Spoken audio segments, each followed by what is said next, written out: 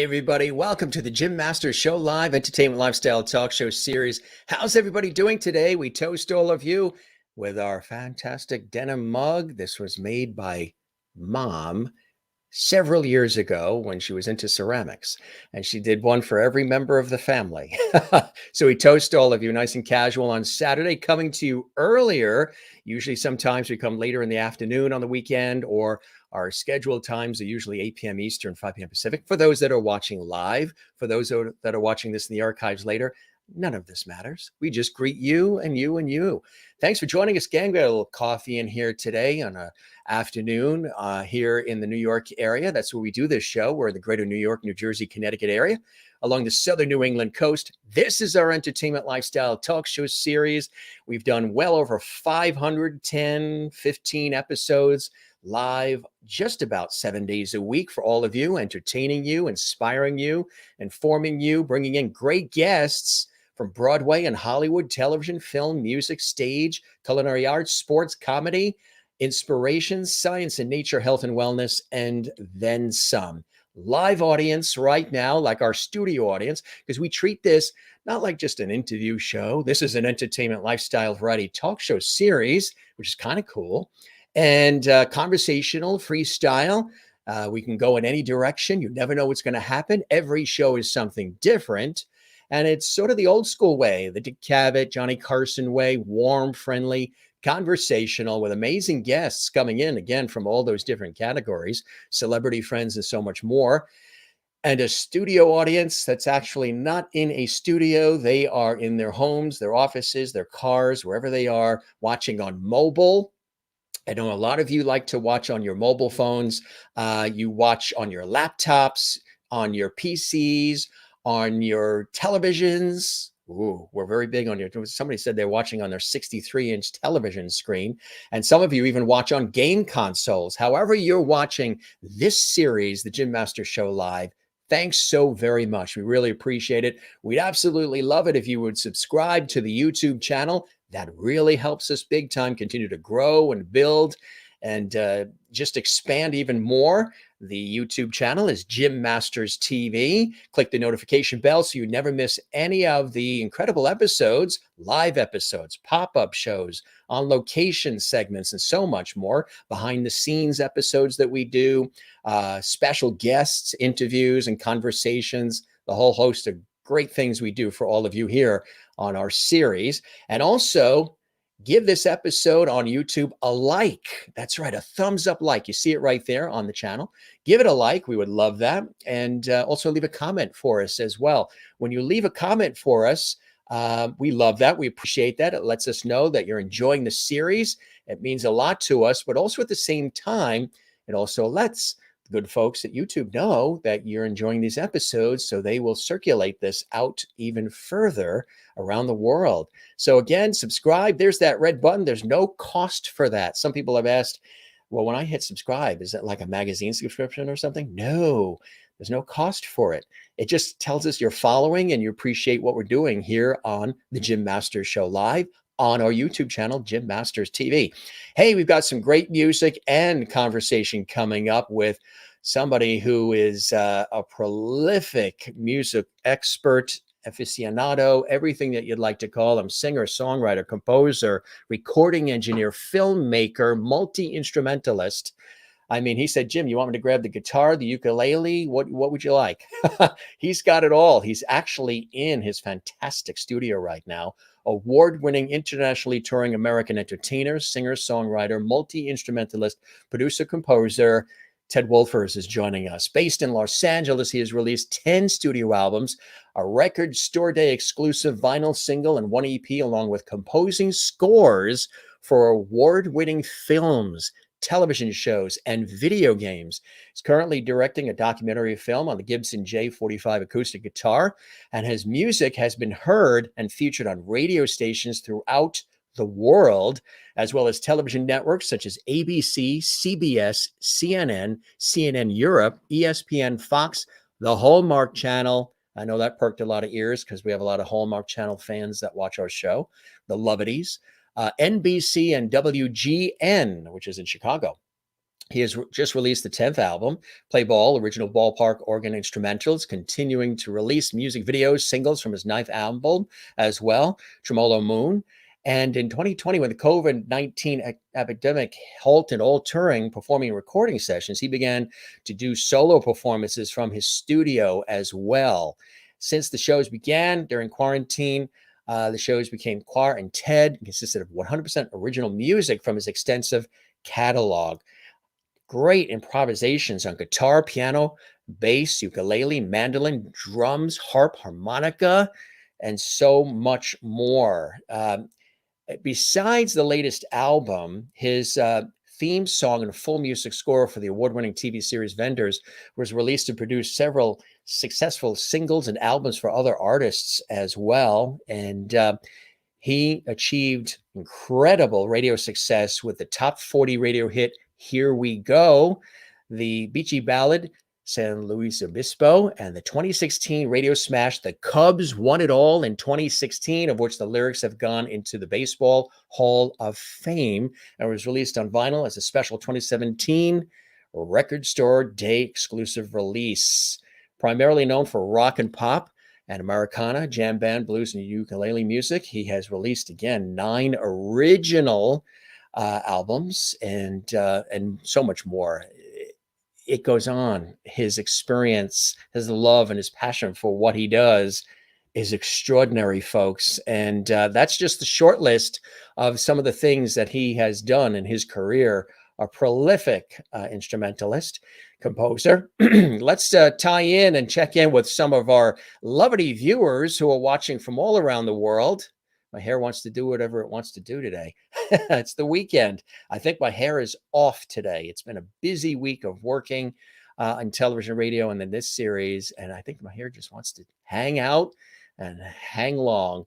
Speaking of hanging out, Jane's hanging out with us from Sweden. Hello, friends and Jim. Welcome, Ted.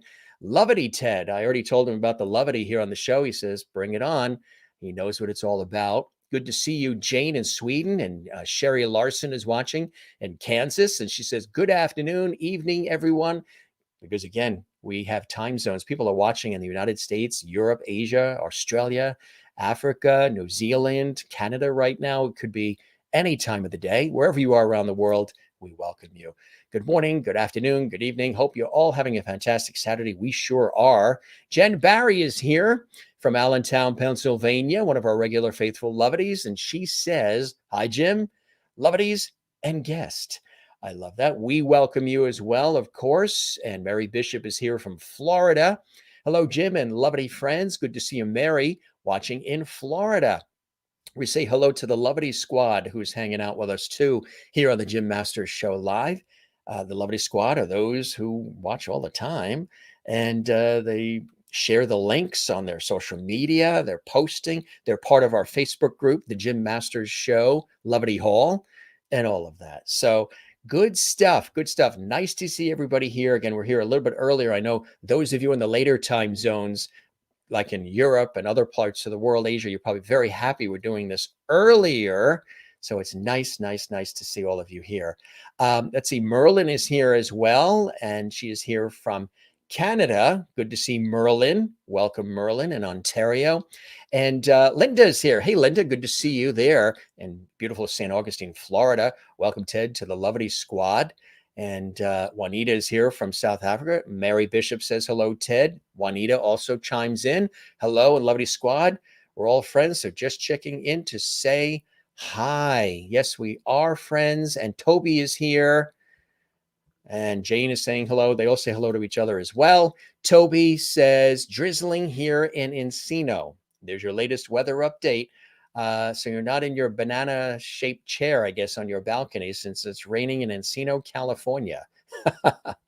It's nice here, about 56 degrees. So it's definitely fall here in the Northeastern United States.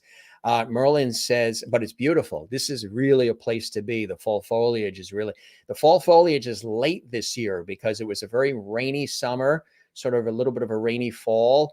And the nights have been a little bit cooler. So it's actually delayed. There's some pops of some really incredible, brilliant fall foliage color, and we've been sharing some of that with all of you on Facebook at Jim Masters TV and our Instagram and Twitter at Jim Masters TV. But by now, usually it would be coming to the peak or the end, but no, we are in for a delayed fall foliage season, which is kind of nice. We're going on another fall foliage excursion tomorrow. We went on a great one up to Shelburne Falls, Massachusetts, and the Bridge of Flowers, which is a fantastic area. So who knows where we're going tomorrow? Follow us on Facebook and Instagram to find out. Welcome, Ted, to Levity Hall. Love your songs. Merlin always checks everything out. She sees who's on, and then she sort of like scopes out and does a little investigative work. Who are they? What are they about before they come on? Merlin is in Ontario, Canada.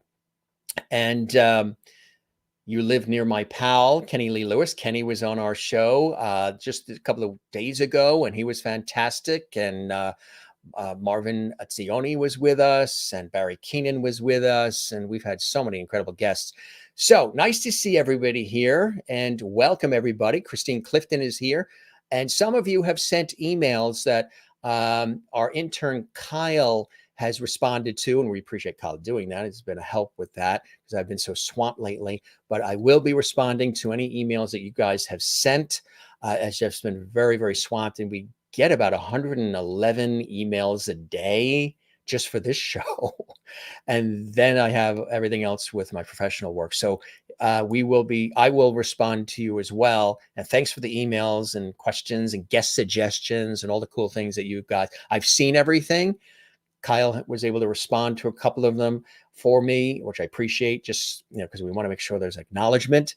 And then I will try to get to you guys directly as well. So thanks for hanging in there. We love all of you. And guess what? It's time to bring our amazing guest who we did a nice little sound check here before. Now, he isn't going to be underwater, just so you know. That would be kind of cool if he did everything underwater. Yes, that is Ted. He's a go-getter. Let's welcome him to the show live and direct from Los Angeles, California, from his incredible studio. Wait to see it. And I know you guys love to see the chairs that the guests sit in. So many of our guests have had to get up to grab their Oscar, or the cat jumps on their lap, or something happens. He's in a cool chair in a cool studio. And let's welcome him to the show right now. Our special guest, Ted Wulfers. Ted, welcome to the show, my friend. A pleasure to have you here. Cheers. Good morning. Oh, good. You got your cup. Now, it is morning for you. It's like 1:23 p.m. So I was so busy this morning. I didn't have breakfast or lunch yet. So we're going on coffee. I'm going to eat a big salad or something after. Cheers to you, my friend. Welcome to the Jim Masters Show Live. Cheers. Cheers. You got some coffee in there? I've got some coffee in here. See, it's not 5 o'clock yet, so we can't make it an Irish coffee quite yet. Not that we couldn't, but I mean, yeah, it's a little early. So how's everything going for you? I mentioned when I was talking about some of your illustrious and really cool background. I mean, I love all of your music, and I have for a long time, but I also love the fact, being a television, radio guy, broadcast guy professionally, that you do so much music for the industry at large, for film, for television, for these networks, and so much more. In a second, we'll talk about some of that, but I just want to know how you're doing with everything that has transpired in the last 2 years. I always ask the guests, how have you remained creative, collaborative, connected, and sane through all this? That's a good question. I think all of us ask ourselves that question every morning and every night.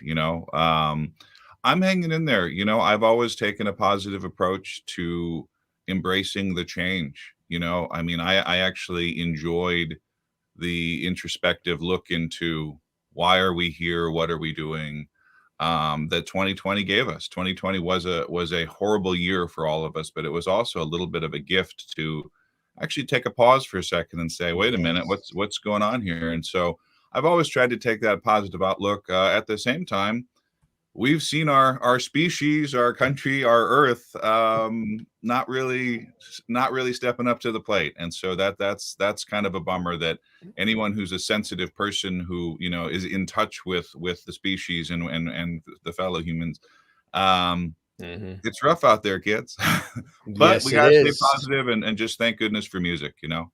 Yes. If you want to know how rough it is, just take your car out on the highway and you'll see it's pretty ramped up about now. We For have a certain. couple of relatives that drive across the country for what they do, and the stories they tell are wow. So yeah, I've been saying, and I love what you said. I've been saying that I hope that, and there's still time. It's don't lose hope. But I keep saying I hope we rise out of the ashes of everything we've all experienced, and some of it has been extraordinarily sad and serious and horrific, and so much more. But there have been wonderful opportunities to breathe and pause and reflect and sort of unify. And I'm big about that, big about inspiration, unifying, bringing people together, trying to create some harmonious, balanced scenarios. And I was hoping and still hope that, maybe we get in touch a little bit more with empathy and kindness and less division around the world, not just here in the United States, but around the world, and realize through all of this that life is really short, it's precious, and we have the opportunity to inspire and create and lift as opposed to bring down. And that's very important to me. And I know you do that through your music. I do it through the art of what I do on the air and everything else. You get a chance to do that through your music, to lift, to inspire, to entertain, and uh, heal, because music is incredibly healing, isn't it? It's healing for the listener, but it's also very healing for the maker of it, you know? I mean, it's our way of expressing what we're going through, but also what you're going through as a listener, and so it's fun to find that, interconnection through the ether of just, crafting something that didn't exist 5 minutes ago, and now suddenly it's changed your world and it's changed my world as well, and it's, no, and I just think, life, the planet, and music are three things that we all have in common. We all have so much in common, and so much has been either wedged in our lives to try to divide us or to actually divide us, that you're right, we have to focus on what brings us together, what keeps us together. And it's amazing how sometimes, just as the human race, we forget what we all have in common. We all breathe the same air, we all live on the same planet, and if we don't take care of those things. Yeah, yeah. That's Oh, Mars is a little dry right now. I know. Not quite ready to inhabit that yet. and so is Um, California. California's a little dry too. California's a little dry. When I was there pre-COVID, we have family there too, and a lot of colleagues and film and TV and music out there. But it is dry. Yeah, it is very, very dry. And but you know, you've been creating throughout all of this, haven't you? You've kept busy. This is your home studio. Tell us about the location. It looks fantastic. This is a studio that has, took many years to put together, but basically it just was born from me recording in all kinds of great studios around the world, and just borrowing little bits and pieces of cool ideas and cool layouts and cool gear that I enjoyed. And I've just kind of built this giant, laboratory where, everything's a couple of feet away. So if I'm inspired to play a certain instrument or record it in a certain way, it's just a reach away, and you could just fire up the amps or put up the microphone and start playing piano, playing guitar, and have had some very successful records come out of the studio. It's called 663 Sound. It was named after a giant marlin that I caught off the coast of Hawaii in 2001, actually 2002. And that marlin actually spends a little bit of its time in the Field Museum in Chicago on display when it's not touring the world as part of a physics exhibit. And so 663 was the weight of the fish. And so this is 663 Sound. Another very strange thing, where I'm at in the San Fernando Valley here, just in the LA area, um, is 663 feet above sea level. I could not have Mm. made that up if I wanted to, and so it's pretty cool. And yeah, and it's this is the home and laboratory, and this is where I've been hunkered down for a while. So honestly, when the pandemic hit and quarantine was, that was my happy place, to just be able to get lost in music and just crank Yeah. stuff out. And to be honest with you, I've recorded more music in the last 2 years Mhm. than over the 2000s and early 2010s, and I've have so much music right now that I don't know what to do with it. It's kind of like, you know, I'm putting out a single in a couple of weeks actually, and it's kind of going to be the beginning of the drip of, you know, do I put out 4 albums next year? Do I put out 6 albums next year? Do I put out, you know, and I just got, so it's a good problem to have. And I've also been producing several records remotely this whole time as well for some other clients. And so, you know, it's fun to be lost in music. Yes, it is. Absolutely. It's amazing some of the incredible things, Ted, that have been developed that people have had time for during all of this. You know, generally, we're very, very busy and our world is ramped up. I mean, there's social media, there's email, there's texting, there's all of that. But just the work itself, you know, there's deadlines, got to get it done, got to be here, got to be there. And the world just works very, very fast now. And there's not time for siestas, especially in the United States, there aren't. But this has been like a siesta, and in certain respects. And So when you wake up from a siesta, you are rested and inspired. yes, exactly right. I said it was kind of like a little bit of Rip Van Winkle, because there's also been a period of adjustment. I know a number of people have said they've had to readjust and reacclimate to getting back into society, to be amongst people again, to feel comfortable, to just socialize. It's been an adjustment after you're in your house for almost 2 years or whatever it may be. But it has been a time of incredible creation, entrepreneurship. It gave me time to create this series that we've done 515 episodes of daily.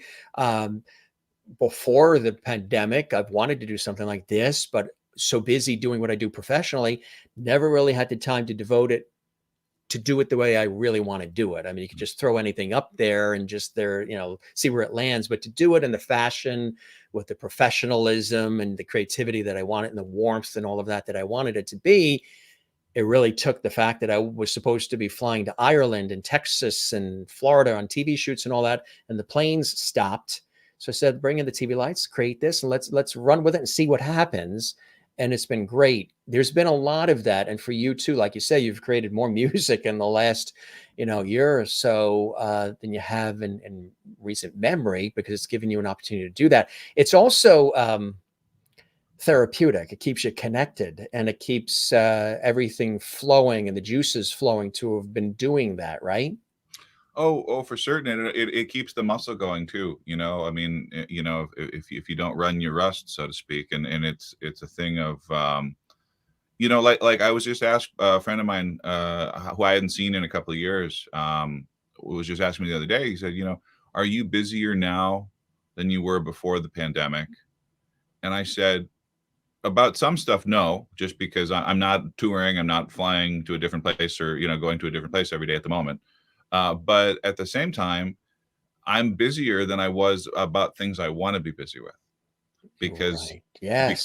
the siesta gave, I think, a lot of people some hard choices and some really good choices. And what direction do you want to go? And honestly, I do feel sorry for people who have not been able to make any changes during this. I know some of them, and it's frustrating to hear their perspective sometimes, because this was a gift in a lot of ways. You know, it was a horrible thing for health reasons, for families, for politics. It's been a really rough year The for economy, everything. Yeah. yeah, for all of us. But the good side of that was really good. And it, you know, again, it's just trying to find the positive spin of it. So That's what it is. Exactly. And it's given us again the opportunity to do, I mean, there's this been the great resignation they've been talking about. A lot of people leaving their jobs, leaving corporate, whatever it is, because they've had the time to have the family time, the home time, the downtime, the reflective time to say, hey, you know, I was doing well monetarily, everything else, but it wasn't filling my cup. I wasn't satisfied. I was serving somebody else's dream, somebody else's mission, whatever it is. I now need to do me. And here's an opportunity once in a lifetime, maybe, to do me. And a lot of people have been thinking about that and really applying that to their lives, yeah. which is Yeah. amazing.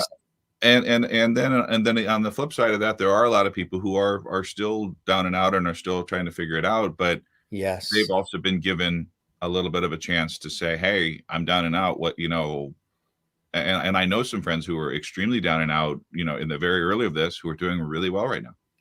Yes. Yeah. So Yes. If you own, stock in Purell, they're doing quite well. I know it's been amazing. How did you get? What was it for you? We all have our beginnings, and we find our way in what we want to do. I studied architecture and design before I went into radio, television, and communications and all, but I was still the kid. We did plays in the garage. We had kids over, and we did all kinds of creative stuff. And I used to run around with the cassette recorder and pretend I was a news reporter and, recording interviews with the family and everything. So I was always sort of in on this. And I knew everybody that was on television, radio, all the call letters of the stations, all that stuff, the jingles. So I was very into it early on. How about you? What were some of the inspirations for you, Ted, to want to pursue music and make it your passion and, part of your heart and soul in the way that you have so beautifully? It's interesting because it's the blessing it's the blessing and the curse of not really having a choice because it's a calling. Yeah, right. And when I was 2 and 3 years old, I was very lucky to have a piano in the house that belonged to my great grandfather. But my parents had the piano there, and I, around 2 or 3 years old, started playing along to the commercials on TV Yeah, yeah. just by ear. Hmm. And then I began classical lessons around 3 and 4, and I was playing, and this was way before YouTube. But I do joke I probably would have been one of those YouTube kids. Yeah. Yeah, because piano just came very natural to me at the age of 3, 4, 5, and I was playing classical music and taking lessons and doing the classical thing, and it's funny.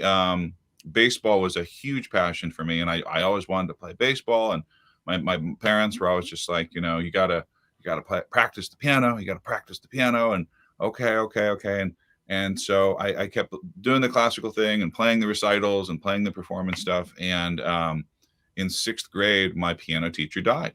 Mm. And I was sad that she died, but I was kind of happy because I didn't have to practice piano anymore because and there was this little pause, and my parents were kind of like, well, if you don't practice piano, we're going to get rid of the piano. And in 7th grade, my godfather died. Mm. And I remember getting that news and telling my dad, who it was one of my dad's best friends, and immediately going to the piano and writing a song. And that was the first time that I had done that, where I had actually put my hands on the keyboard and created something that was new, original, fresh in mine. And really from that point on, from 7th grade, I just started writing music. And in high school, it was bands. I put out my first record at 17. Did you really? I started 17? Wow. I started touring, and I was opening for Chicago and the Doobie Brothers at 19 Yes. in a jam band, playing all over the Midwest. And from there on, it progressed. And I'm completely self-taught on guitar and bass and on anything string oriented. But so it really was this progression. But it always starts from just writing that first song, because before that, I was practicing the piano. Mm-hmm. But from that moment on, I was playing the piano. Right. And I was playing the instrument. And it's funny with musicians, some people, I have to practice, I have to work at this, It should not be work. You are playing music. And if you are playing music, it comes across. The listeners pick up on it, the performers pick up on it, and it is a love, it is a dance, it is an energy, it is a creative experience that is really just completely unique to the art form. And it's so yeah, and so from there on, it was just writing songs and learning how to record them, and just getting a Sony boombox and a Radio Shack and a little Tascam thing, and setting up things, and like, oh, wait a minute, if I record that, I can play that back, and then I can mic the boombox and overdub that, and just from there on, it turned into all of this. So do you see yourself as the singer-songwriter, the composer, the musician, the engineer, the Is there any one thing that hits you first? I mean, it's all, they play off each other, but what is the thing that really speaks to your heart first, and then the other things closely follow? I would say it's kind of a conveyor belt, because you write the song, you perform the song, you then record the song, you then release the song, then you perform it live. Right. And so, or you perform it live and then you release this, and so I really see all of those stations as part of one. I really I embody all of those. At the same time, I guess first I am the singer-songwriter because I'm crafting the song, and then I am performing the song. Just because someone else can record what I'm doing then. But usually when I'm writing and performing something, I'm thinking in my mind how it's going to be recorded, how it's going to be mixed and put together. That's just how my brain works. And so the really good songs of mine, the most successful, the ones that have connected the most with an audience, have been written in a couple of minutes or seconds. Mm-hmm. They just come. I know what the drum beat's going to be. I know what the arrangements is going to be. It's going to be this. Yes, you can figure things out, and the songs do have a life, and they morph and they change. And oh, we should have had horns here. The horns are perfect. We should add strings here. We should have a harp here. But the really good ones, just they come in from the ether, and they just, if your antenna is up, you can absorb it, you can catch them, and they become something really amazing. What are some of the things that inspire you? And are you inspired all day long? I use this as a reference sometimes. We had Melissa Manchester on, and Melissa, when she was chatting with me, she had said, well, Jim, I get inspired by a lot of different things that happen even in the course of my day. Sometimes that could be, woken out of a dream. Sometimes I walk across the room and I get an inspiration. And what I need to do, she says, is I got to get right to the piano as soon as this is a rich experience, and press record on the recorder that's sitting next to the piano, get it recording, and let it flow out of me. And whatever this inspiration is, and whatever this aha moment is that's going through me, I'm going to play it out and work it out right now, immediately on the piano. But I got to get to that piano, have it recorded, and then work from it. Because if I wait to do that, every minute I wait to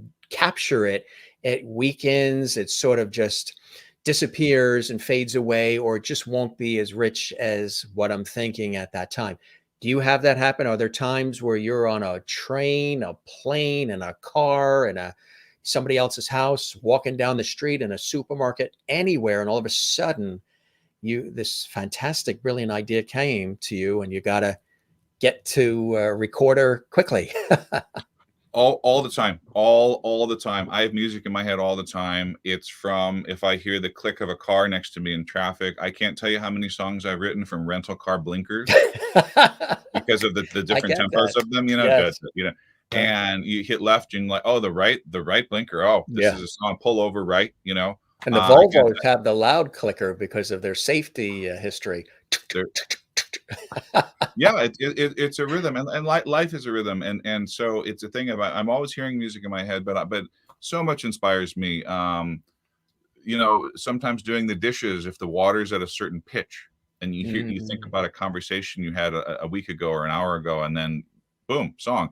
One of the things, I feel we are one of the luckiest eras of music for recording, because we have so many ways to do it, and so many mediums to get ideas down, from phones to tape recorders to tape machines to digital audio workstations, to whereas I there's the famous Keith Richards. He woke up in the middle of the night and played Satisfaction, and then the rest of the tape is him snoring because he goes back to sleep, and that's where he came up with Satisfaction. In the middle of the night, he had the tape recorder.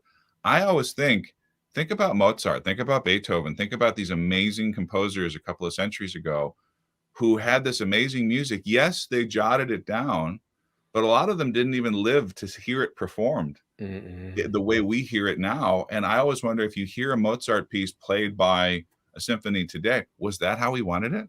Right. Because he was never able to record it and play it back. He couldn't put it into a keyboard. He couldn't put it into a tape recorder. Right.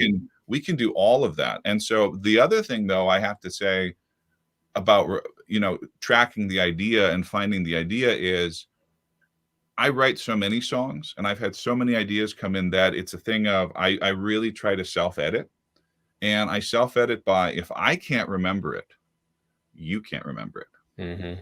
And so sometimes if a really good one comes in, I won't record, I won't put it into the phone. I won't immediately get work on in the studio with it.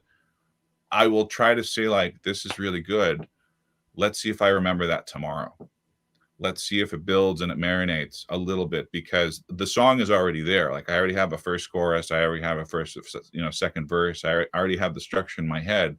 And if I can't remember that tomorrow, you won't be able to hum it back to me. And I think what's really missing in a lot of modern music is the old vaudeville, old Broadway sense of, you know, write something that they're going to hum as they're leaving.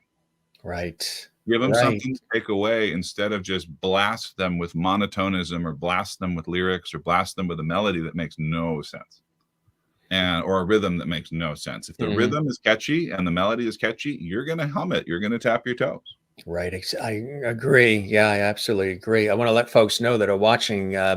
Ted's going to graciously share some great music live with us here. He's got the instruments with him. He's going to perform live some songs too. So that's coming up. But I'm very in tune with what you're saying about melody. I've always loved jingles. I love jingles.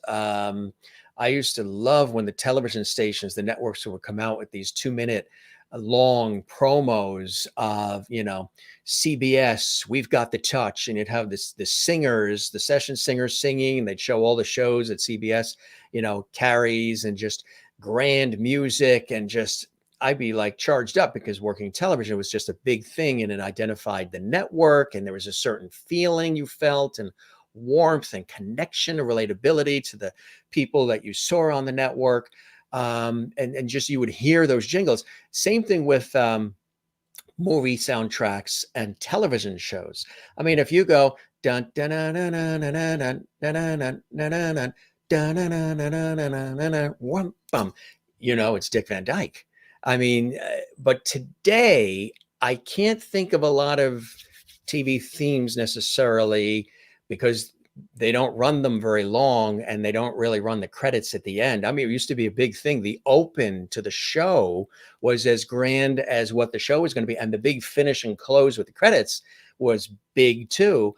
That's missing, and you used to be able to identify the music as much as you did the people, the cast of characters that were in the actual series. All these shows that you watch on decades, Antenna TV, Me TV, Cozy TV, all the nostalgic stuff. You're like, you're singing the theme song, Love American Style. I mean, all that. And that would be just as cool as whatever the episode was. And that's been a little stripped. I wish my industry would bring that back. And in some ways, the anthems of artists that we know are their theme songs. You know, it's the theme song of their night. It's the theme song of the experience you have with that artist. And you know, I agree with you. And you know, some commercial jingles are awful. I will say, though, people always ask me, like, is there a song out there you wish that you had written? And I love the Menards commercial theme song. Yeah. I don't know if you've heard, but just save big money at, I'm not going to say it for your copy so that the algorithms don't. But of course, then there is a commercial that I know is very hated in the world, and it has to do with children and cars. Oh, yes. And I won't mention it so that people don't. Yes. But I agree with you. And a funny, to your point, a friend of mine wrote this really weird and funny TV show about 10 or 12 years ago, and he asked me to do the theme music, and it was pitched for Comedy Central. And Comedy Central hated the show and loved the theme song. And they came back, and that was their, and it was the kind of thing of like, this show is awful, but that theme song is just so catchy. And I've done another TV show where same deal, where like the intro, you need a theme. I mean, my favorite TV shows, you know, the show is beginning. What are some of your shows that you love? Theme songs that I like. It could be two categories too. It could be shows that you like, and the theme song so, or shows where you love that theme song? I mean, The Love Boat, I, Jack Jones. I mean, there's so many of them to be put on the spot of, one thing that really, what I really enjoyed lately was the Game of Thrones. Yeah. The Game of Thrones theme song set a tone of what was to come. It was dramatic. It was interesting. Unfortunately, it was fake cello. Boo! They should have gotten a real cellist. But that was a thing of that set a theme. The TV show that I was talking about recently was the show Vendors that I did. Right. And the opening song is Vendors, Vendors. You want to, that's in your head, and Right, at all right. the screenings and all the things, everything was just, oh my god, that song's in my head for 4 days. That makes a TV show more catchy, more interesting, and draws in an audience. And so it's but I mean, everything going back to Andy Griffith, Yeah. everything going into the Tonight Show theme. I mean, there's theme songs. Miami Vice, it just Yes. Right. Yeah. I Dream of Jeannie. Yep. Yeah. Hugo Montenegro, I believe, was responsible for that one. Yep. Yeah. Yeah. Bewitched. I mean, all of these, when you think about it, classic stuff, and like the Love Boat too, and all the rest. Cheers, one of the greatest. Yes. I mean, you just hear dugga dugga dugga, it's coming. And then people just start singing it, and then there was some where it was a commercial first. It was written for advertising, and it became so popular that it became a song on the radio, like I'd Like to Teach the World to Sing, which was for Coca-Cola, and then became a song that everybody, and I think most people thought it was a song first. I know for years I thought it was a song first, even though I saw it in the Coke commercials. I thought it was a song first, and then Coke loved it and adopted it, but it was actually the reverse. Yeah. And so you think some of that, we need some of that. It's very grounding when you hear a theme or something that is very familiar, even with, I mean, the music to On Golden Pond. I mean, that song, just whenever you hear it, it evokes certain feelings. I think we are maybe devoid a little bit of feeling, of emotion in some of the stuff now. Everything's just quick, bing, bang, boom, and then that's it. Get into the content.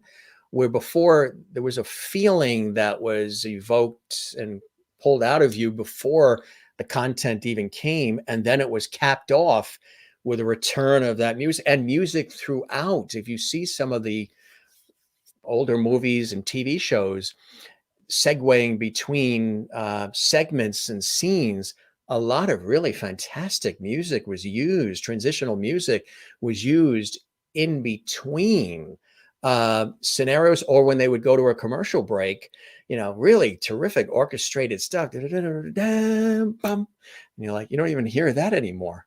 Yeah, well, I really, it has a lot to do with the attention span, but then the perceived attention span. Because what I love is humans still have a great attention span, but we're constantly told every day that we have a short attention span. And with the Twitterverse and the TikTok verse of shorten everything to, you can only say things in 4 words. You can only, TikTok videos to 7 seconds. Boom. Everything's edited. You'd be saying 4 words and then jump cut. 3 more words. Ted said jump cut, and I'm like, we were trained that was not. We were trained in television and everything, and film. Was usually, those were mistakes. Those were errors. Those were errors. That was bad editing, and now that's editing. Like the way to do it. So we don't have to do it when we do live. I don't have to go through all that editing because we're live, so it saves time. And the other, it flows better. What I like about what you were talking about, how every one of these shows is different. When I was doing my Ted, live stream series, I was really making sure that even though I was in this space, I did a couple outside, but even though I was in this space, I was trying to do every one of them different, wearing a different outfit, playing different instruments, a completely different set list, just because some of my very favorite bands and some of my favorite, the people who inspire me, they do things differently every show. It's not just the same set list every night. It's not just, there's a reason why there's movies and Broadway shows for that. If you want to see the same thing every night, you can go see that show, you know. But from a performing standpoint, I come very much from the jazz inspiration, you know, improvisation background of give something to someone that is original to the moment, to the night, that they can take away with that, because then tomorrow night is tomorrow night and last night is last night, and it's not the same. And so it's a thing of, I think, well, I mean, in classical music, there were always the overtures. You know, there was the overture that built up, and I think that's the theme song that we're talking about. And we're missing the overtures. I know Sondheim has an interesting perspective about how, I believe it was Oklahoma, was the first major big show to just have a dude walk out and say, "Oh, what a beautiful morning." There was no overture. And I mean, I wasn't alive then, but when that happened, that was groundbreaking, to have a guy just come out and begin the show. Mm-hmm. And so I think, you know, we've had TV and film like that for the last 20 years, where they just come out and talk. There's no overture, there's no, you know, build up, there's no theme song. And maybe a little bit of a cyclical thing where in 5 years, everybody's going to have a theme song again. Who knows? Exactly. Now, did you grow up in Chicago and I grew up in Illinois? Chicago. So then, you know, probably the derivation of da da da da da da da da da da. Of course. Dick Marks, the Yep. jingle and trumpeter, who's the father of Richard Marks, for certain. which people know, of course, for a prolific career. But Right Here Waiting for You is one of his songs. But that song, that Channel 2 news theme, took on such a life because it ended up being used for, I think, all the CBS owned and operated stations. But it started in Chicago. Yep. And is still used in various forms today, not just on CBS stations, but I believe some other stations use mixes of it. And he wrote that in the 70s for Channel 2, WBBM in Chicago. But just hearing that, you knew you were watching your local CBS owned and operated station. It was Channel 2 News or Channel 9 News, whatever. But what's really interesting, there are words to that song. Did you know that? No, I did not know that. I never knew it either, because I heard it growing up in the New York area. In New York, it was Channel 2, WCBS TV, Channel 2 News, New York City, that used it. And I had no idea that it came out of Chicago originally, owned and operated. And it's when you hear it, I think it's I love Chicago, Chicago, my home. That's what it is. Yeah. I love Chicago, Chicago, my home. Yeah. He was tasked, Dick was tasked with prolific. prolific. I love Chicago, Chicago. Even though it might have aired in Philadelphia, San Francisco, LA, New York, elsewhere, I love Chicago, Chicago, my home. But just amazing, you know. And so even like a news theme, and there's production music that's awesome. Well, I mean, I had a meeting in Nashville, this would probably been like maybe 9, 10, 11 years ago. And we were just joking about, what are some of your biggest clients and some of your biggest, this is with my song publishing company. And they, so we were just talking about, transferring huge people coming over, transferring huge catalogs. And they said their biggest number one catalog was, there was one guy, I don't know what his name is, so I'm not going to drop it here, but there was one guy who does variations on the news themes, which is that song. And that guy does all of the news themes for the entire world, parts of Europe, parts of Australia. And it's all variations on da da da da da da da da da da da da ba ba ba. And it's all that kind of real, kind of fake, kind of cheesy, just do, going to here's sports, Jim, and and right. So that guy's just rolling in dough, and he's just coming up with these little da da da da da da da da da, just variations on that, and good for that dude, whoever he is, Yeah, I know Shelley Palmer did versions of it too. Wonderful production company, Palmer, and some others, but just really amazing stuff. And John Williams, of course, has done prolific, had NBC Nightly News and film scores and all of this. you know, you can have a piece of music that lasts, that isn't something that is necessarily heard on the radio, Right. but is so identified with a time or a feeling that can last for years. Yeah. Can last for years. The And power of it. I'm really impressed by, especially in the modern world where so many people need lyrics.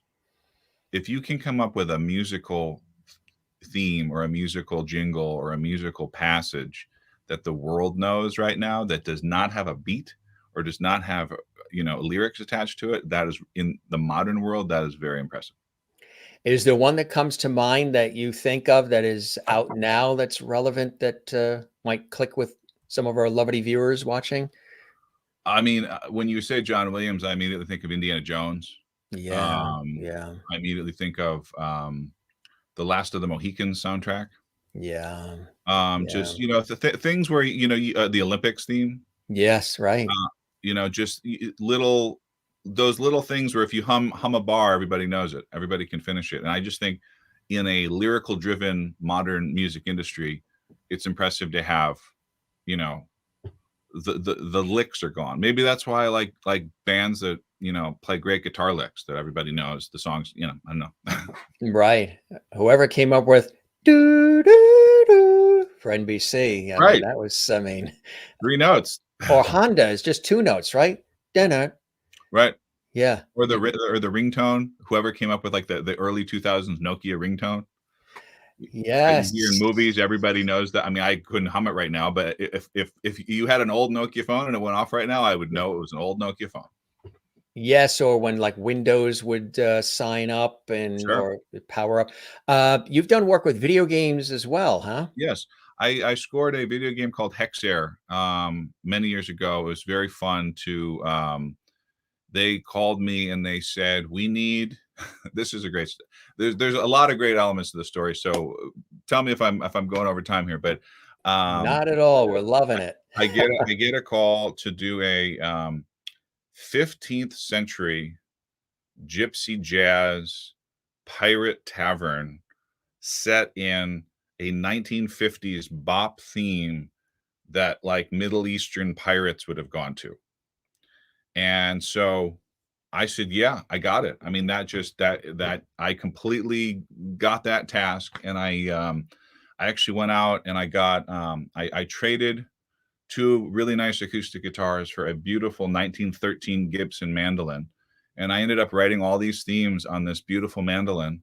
And I brought in my friend Jessie Green, who plays with the Foo Fighters, and she's been the cellist and violin player for Pink for the last bunch of years, and she's played with Wilco and a bunch of other people. And Jessie's a good friend and an amazing player, and we crafted this really crazy ancient Renaissance gypsy jazz. You know, it was really this wonderful, just off this mandolin and classical guitar and her cello and her violin, and we just crafted this very weird. And I was playing all these Middle Eastern and ancient drums over it, and so I sent that into the company, and they loved it, and they said, you know, "Is there any way that you can make this a bit more Irish?"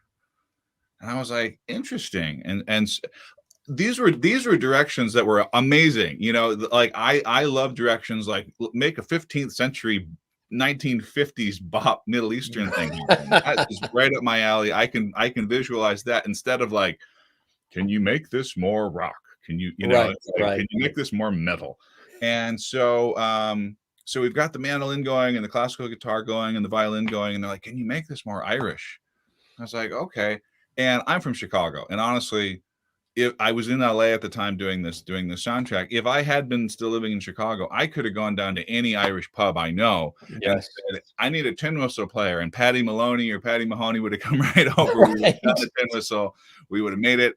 And so I put up a thing on Facebook, and I said, "Does anybody know any really top pro tin whistle players that I can record in the next week or so for this project?"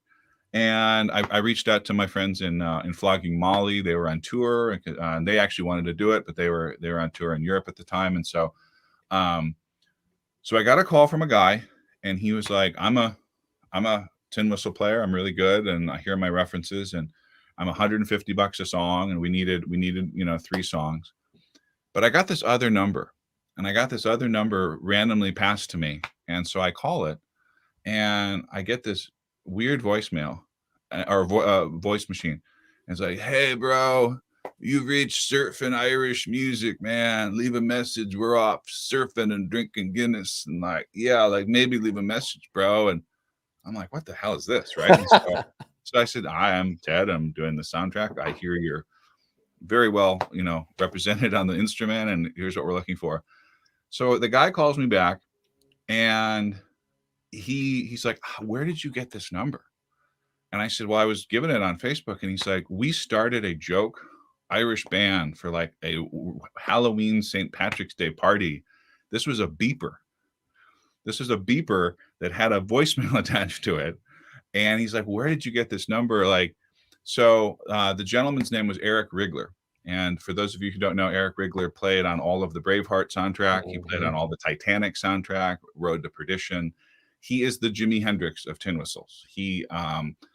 So what's funny is he literally is just he's in Crimes of Humanity, or the card game, Cards Against Humanity. He is actually in that card as an answer. And so I knew that the wife of the video game owner was a huge Titanic fan. And so Eric was a little bit more expensive than the other guy. And so I called them and I said, hey, I've got this one guy. He's probably going to be great. He's 150 a song. But I've got this other guy who's a lot more per song. But he did and I immediately get a text like, checks in the mail, book the Titanic dude. And so Eric comes over here, and I treated his I mic'd the tin whistle in a way he had never seen it mic'd before, because I'd never recorded a tin whistle before. And so I stayed up all night like researching how people are miking tin whistle, and I mic'd it the exact opposite, because I wanted this to sound different. I wanted this to sound unique. I wanted this to sound my project, not tin whistle. And he loved it. He was amazed by how I got the tin whistle to sound. He brought his uilleann pipes, and then he proceeded to tell me that like he left school or he left college, maybe even high school, and he moved to Scotland, and he studied with the Yoda of bagpipes for like 10 years. And this guy gave him 14th century, 1300s bagpipes that were played at William Wallace's funeral. The actual William Wallace. Yeah. Those are the pipes that he recorded the Braveheart soundtrack with. We're at the actual pipes from. And so we just had this amazing day. And then the video game went out, and it was around for a little bit, and then it was away for a little bit, and it came back for a little bit, but everybody always loved the music. So that's incredible. That's incredible. and I'm actually it's coming up on the 10-year mark soon. I'm going to be re-releasing that entire soundtrack as its own thing, which is what I'm very much looking forward to, because the music is some of the most unique and interesting I've done in my career. And it was cool to make music with Jesse Green and Eric Wrigler. There's something else that you created that has become, very, very well received and loved and legendary. Yes, indeed. Yes, paying homage to your hometown and your hometown team. Tell us about this. And that is me. That is me as a kid. That is a 3-year-old Teddy. Oh wow, I didn't realize that. Cool. My dad took that picture, and I'm in the right field bullpen of Wrigley Field on take your kids to the game day or whatever that was. And so I have a great picture. I'm really good friends with a guy named Robert Scoville, who was Tom Petty's front of house guy forever. And I saw the Tom Petty show in Wrigley Field just a couple of months before Tom Petty died.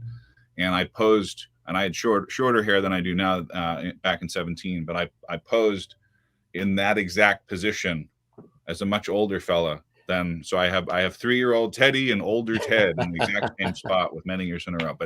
But yeah, wow. No, this song was truly just one of the weird, wild things of the universe, of my life, of my career. Ironically, a few days after this happened, I was talking with Nikki Sixx of Motley Crue about this, and he was like, "Man, that never happens."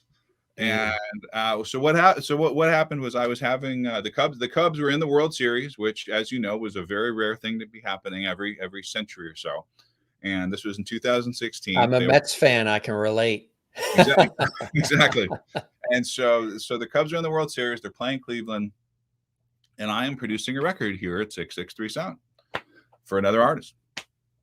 And so, game 5 happens, game 6 happens. All right, we're going to game 7. And so I had instructed, and we actually had to get this mix out for a label. And so I'd asked the client, I said, is there a way you could come maybe at like 9 o'clock? Because the game was played in Cleveland, and so East Coast time, and the game's going to definitely be over by 9 o'clock. The game's going to be over by 10 o'clock, And so around 8:30, I'm just like, can you come a little later? Can you come a little later? Can you? And of course, it was the famous Game 7 that just kept going on, and then there was the rain delay, and there was just the ultimate drama of Earth was involved in that game, and so. The interesting thing about these clients is they did not care a thing about baseball, and it was a girl and her boyfriend, and they didn't really know the players, they didn't know the teams, they weren't aware that the Cubs hadn't been there, they weren't aware that the Cleveland Indians hadn't won in for a long time. There was something else, yeah. And so it was very dramatic, and so the game has been paused. They show up, and I'm like.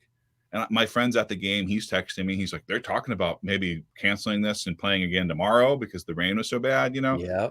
And so I'm like, okay, I'm going to keep. So I'm mixing here. They're loving the song. We're doing this thing, but I have the TV on in the other room just to hear if the announcer is going to come back on. And I hear the announcer come back on, and I turn around to the clients and I said, if we don't go watch this game right now, the ghost of my father and the ghost of 8 million Chicago Cubs fans are going to come here, and they're going to haunt you for the rest of your lives. Yes. You do not go downstairs. Well. And they won't be bringing deep dish pizza either. They will not be. And so they kind of got it. They got my vibe, and we go in the other room and we watch the Chicago Cubs win the World Series. I am in shock. They don't care, but I am. The world paused. Yes. We go back in here and we finish the mix quickly, and they love it. The mix is great and everything. And so it's now around midnight or 12:30 in the morning, and the world is celebrating of that. Not in Cleveland, but the world was celebrating. And so I go out with a fellow Chicago Cubs fan who had been out at bars drinking. So I meet her at a diner, and we have this like celebratory diner meal, 1 o'clock in the morning. I drive her back to her place. She's had the time of her life, all this.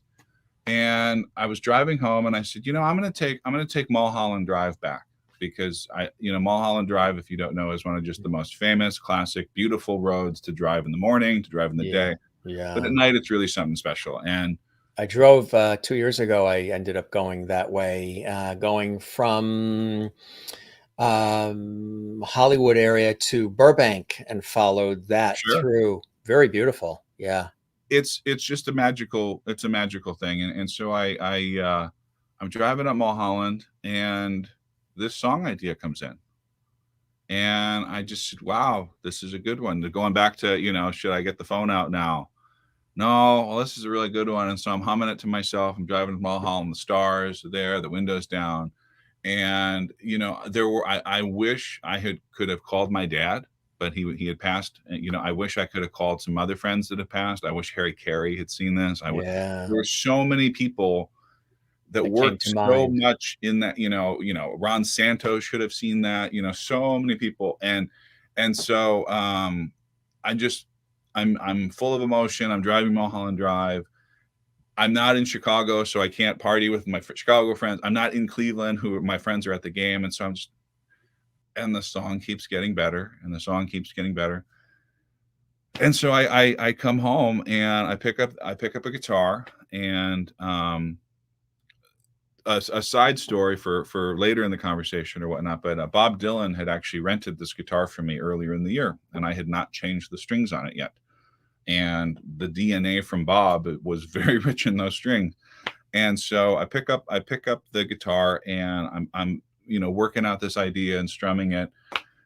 and it's really good. And I said, you know what? I'm going to be up all night tonight. And so I just immediately got to recording it, and I recorded it. The actual version is I recorded a verse just to get a vocal take, but the actual version of the song was the very first time I sang it all the way through.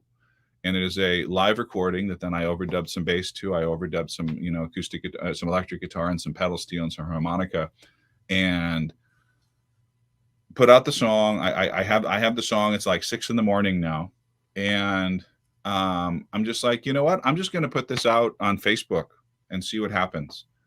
And I send it out to a couple of people, and I put up a link, and Lynn Bremer of 93 XRT in Chicago picks it up, and I go to bed because it's now like 7 a.m. here. I wake up around noon, and it is all over the place. Mm-hmm.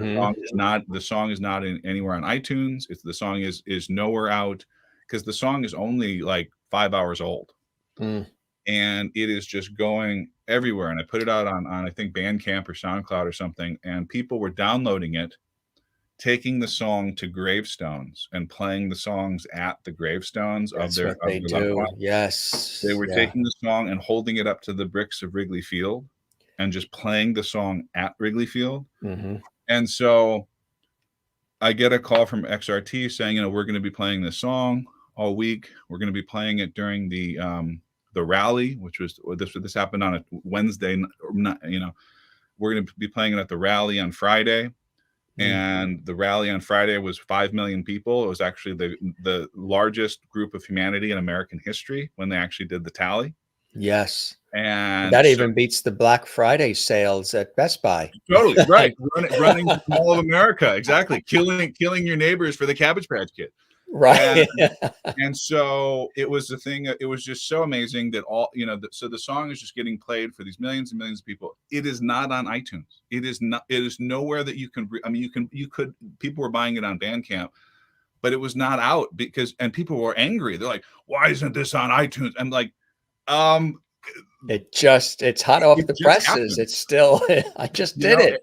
And it was the most surreal experience to have written something that soon and to have it that dramatic. So what was running through you? What were you feeling? What you were experiencing? Was it overwhelming? Because was there a self-imposed weight on your shoulders of responsibility? I mean, what was running through your mind as all of this was happening, and you were thinking of all these things, and all these people were letting you know about it and what it means to them, and it was being played here and there and grave sites and the stadium and all of that? What was the creator? What was going through Ted's mind? It was pure joy. It was pure bliss. It was a tremendous sense of pride, and it was interesting that people are always actually like, oh, you reference so much baseball knowledge. And I grew up with a grandfather and a father who, were on par with the baseball encyclopedia or Bob Costas when it came to stats and just baseball knowledge and history. And so I just grew up with that. And being a former baseball player, my whole thing was I was a power hitting first baseman. Baseball was life. Every day after school was batting practice. Every day, in the morning was fielding practice. It was, baseball, baseball, baseball, baseball. So did you have to balance the baseball with the music? And the music won. And honestly, early in high school, I picked up this piece of wood instead of this piece of wood, Right. and so so there was all and I always joked, growing up, like, Dad, I'm going to be in the Baseball Hall of Fame. We're going to do all this. And so this all happens. The Friday morning, what was very bizarre was there's an amazing actor named Ronnie Cox. He was in Deliverance. He was in RoboCop, Total Recall, Beverly Hills Cop. He was I was playing mandolin and ukulele and 12-string guitar for him at a gig up in Central California that Friday. And so I was side manning for Ronnie. The gig was Ronnie, and Ronnie's just one of the sweetest and nicest and amazing actors and just men in general to hang out with. And he had such old stories about, he was very close with John Huston, and just talking about, how color is, and how John Huston was always like, a black and white film and photograph had so many more colors than a color, just so hanging out with Ronnie is just so inspiring in general. Fantastic conversations. Yeah. We're driving up to the gig, and my phone is just exploding. It is literally, and I haven't told Ronnie. Nokia? Not at the time, but yeah. And so my phone is just, and I'm trying to be polite to Ronnie because the gig is about Ronnie, and he's a legend, and he's an older person. He's, you know, I'm very respectful. And so we get to the gig, and there was another really great violin player on that gig, and he's like, "Well, you're in a weird mood." And then he's like, "Oh my, is this your song right now?" He's like, "I'm on my Facebook is full of your song." I wasn't friends with the violin player at the time on Facebook, and his feed was just, he's like, "This is," I said, "Yeah, I'm going through a weird thing right now." Right, this is huge. Yeah. And so I'm cloud nine, floating. Yeah. Floating. So we get through the gig, and all night I'm responding to press, I'm responding to stuff like that. And the following Monday was the 7th of November, 2016, and I get an email from the Baseball Hall of Fame saying, "This is amazing. We're going to be putting your lyrics into our archives and exhibits." And as a songwriter, everything just sort of topped the last thing. Unbelievable. And so as a songwriter, as a musician, that's a tremendous sense of pride, just as a poet and as a writer, to have anything that you've worked in, anything like that. But as a former baseball player and lifelong lover of the game, it was amazing. It was one of the greatest days of my world. You know, we all remember what happened the next day in 2016 on November 8th. That was a weird week for me. Yeah. A tremendous sense of ups and downs and ups and ups and it was but that day on the 7th of November, amazing. And so it just kept building. And of course, it wasn't even out on iTunes yet. Because and at that time, that was a few years ago. I mean, now with iTunes, you can kind of, and with some other the streaming things, you can get things up quicker. But at the time, you couldn't. And so it was still just, churning away on Bandcamp and living in what people were sharing. But so then I got news that it was going to be a record store day release.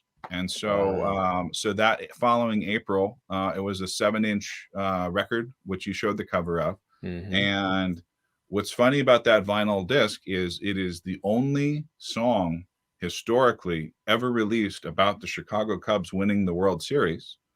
And it is certainly the only vinyl release about that, because the last time they had won the World Series, vinyl had not been invented yet. That's right. And when you think about it, that's right. It was that long ago. It was 1908. The Ottoman Empire was still around. I mean, pre-World War I. No television, nothing, right? Yeah. That's incredible. So it was interesting to be in that pantheon and to have the music in the rock and roll, or in the Baseball Hall of Fame. And so a year later, in October of 17, I was mixing my Tremolo Moon record in Kingston, New York, a little bit north of New York City.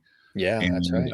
So I went to Cooperstown because they had asked for copies of the vinyl. So it was really great to bring the guitar that I'd written the song on and the actual record to give to the Baseball Hall of Fame. So if you see it there in an exhibit, awesome. Take a picture of it. Let me know. They rotate their exhibits quite a bit, but it's just the fact that the lyrics and the record are in the building is enough for me.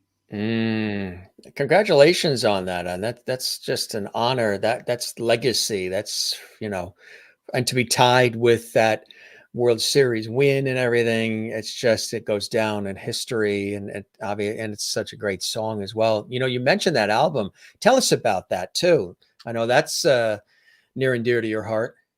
Tremolo Moon's a fantastic record. It's my 9th studio album, and it was recorded all here at my studio, 663 Sound. And it's an interesting batch of music I was putting together. It was very, some of the songs were a little slower and more ethereal and more atmospheric than some of my previous releases that were, rocker songs are more upbeat. And so I wanted mellow in the title somehow. And man, I wrestled with that title for a long time, because mellow is, you can't put a record out that's called mellow unless you're putting out, a really mellow record. And I wasn't going to do mellow yellow or anything like that. But I wanted mellow in the title somewhere. And so what's interesting is so I recorded most of that record like in 15, 16, and 17, and variously, and I was calling it the hard drive record for a little bit because there were just so many songs that I was choosing from to kind of put together that playlist. And so I finished recording that record. Some really great players joined me on that record: Gia Chiambatti, Katie Ferrara, Pauly Serra, Zach St. John, Rob Humphreys on drums, Quentin Purvis on drums. Just really great. But I played most of the instruments on that record. And so, as I had mentioned in early 16, Bob Dylan had rented this guitar from me, which was just amazing and cool. And so I listened. So that was in March of 16, and I started listening to Bob Dylan's record "Oh Mercy" from March of 16 through the fall. And it's really weird how the "Oh Mercy" record is literally the soundtrack of 2016. If for those of you who are not familiar, if you give that record a listen from start to finish, you're like, wow, in the late 80s, did he, and so, anyway, so and what's funny is I will pick a record sometimes and only just listen to that record over like 1,000 times, just live in that record. And so that was the only thing I was listening to in the car, and just, and every time you listen to it, you hear something different that you missed the first time. I mean, you can hear a piece, I've referenced it on this series, but you can hear a piece of music for the very first time. And the very first time, it's sort of that shock value. It's just coming at you and you're hearing it and it's starting to grab you. But then it's like reading a book or watching a movie again and again, there's little nuances that you didn't pick up immediately because it's just all coming at you as fresh and new. And then you'll hear a piece of music, and maybe in this middle of that piece of music, you'll hear that little ding of the triangle. And that's all that guy did, was just that little ding once of the triangle, which is very essential to the entire song. But you second, third, fourth time hearing it, you then hear that ding. You're like, wow, I never heard that ding before. When did that ding get added? It was always there, but you didn't hear it. I love to hear the same thing multiple times as well, because I hear so many different things and feel so many different things. And it lets you, it's like enjoying the same meal over and over again if you have a favorite food. And so it's a Daniel Lanois production. And so, I love that "Oh Mercy" record. And I was listening to it all of 16, and in early 17, a friend of mine put out a record, and I really liked her record. And I wrote her, I said, well, who mixed your record? And she said, a guy named Malcolm Byrne. And I said, oh, that name sounds familiar. And so I just looked Malcolm up, and he mixed the "Oh Mercy" record. And so I wrote him, and he called me, and we had like a 5 or 6 hour phone conversation about music and life and mixing tactics and sound and audio. And so I said, Malcolm, I'd like you to mix my Tremolo Moon record. And I had been producing so many records at that time and mixing so much here that I really wanted to get out of the studio and out of my head a little bit. And so I went to beautiful Kingston, New York in the fall, in October, in full autumn bloom, in the Hudson Valley there. And just the way it is now. Yeah. Right. And I honestly, like, being a kid from the Midwest, I'm so jealous of seasons, because here in California is a magical wonderland. We have more beautiful things around here than most places in the world, but we do not have seasons, and I miss the fall leaves, the bricks, all that. And so, do you get back east? Oh yeah. I mean, in normal times, I travel often. These days, but in abnormal times, right? The before times when we would wander the world. And I've said that, it used to be BC was before Christ, but BC is now before COVID. That's amazing. I love that. I had not heard that before. I created it on the spot a couple of weeks ago, like I did Levity accidentally when I said the show has a lot of light, love, levity, and out came Levity, and then the audience jumped on it. Certain things, I'm a wordsmith. AD will be after Delta. Yes. Can you imagine that airline must hate the use of that word? Oh man, and the Fawcett Company and all, and all the but yeah. So I mean, so going to New York and having Malcolm mix it, and he has this really great, amazing studio in this ancient Victorian building, and so we made Tremolo Moon, and I'm just very proud of that record.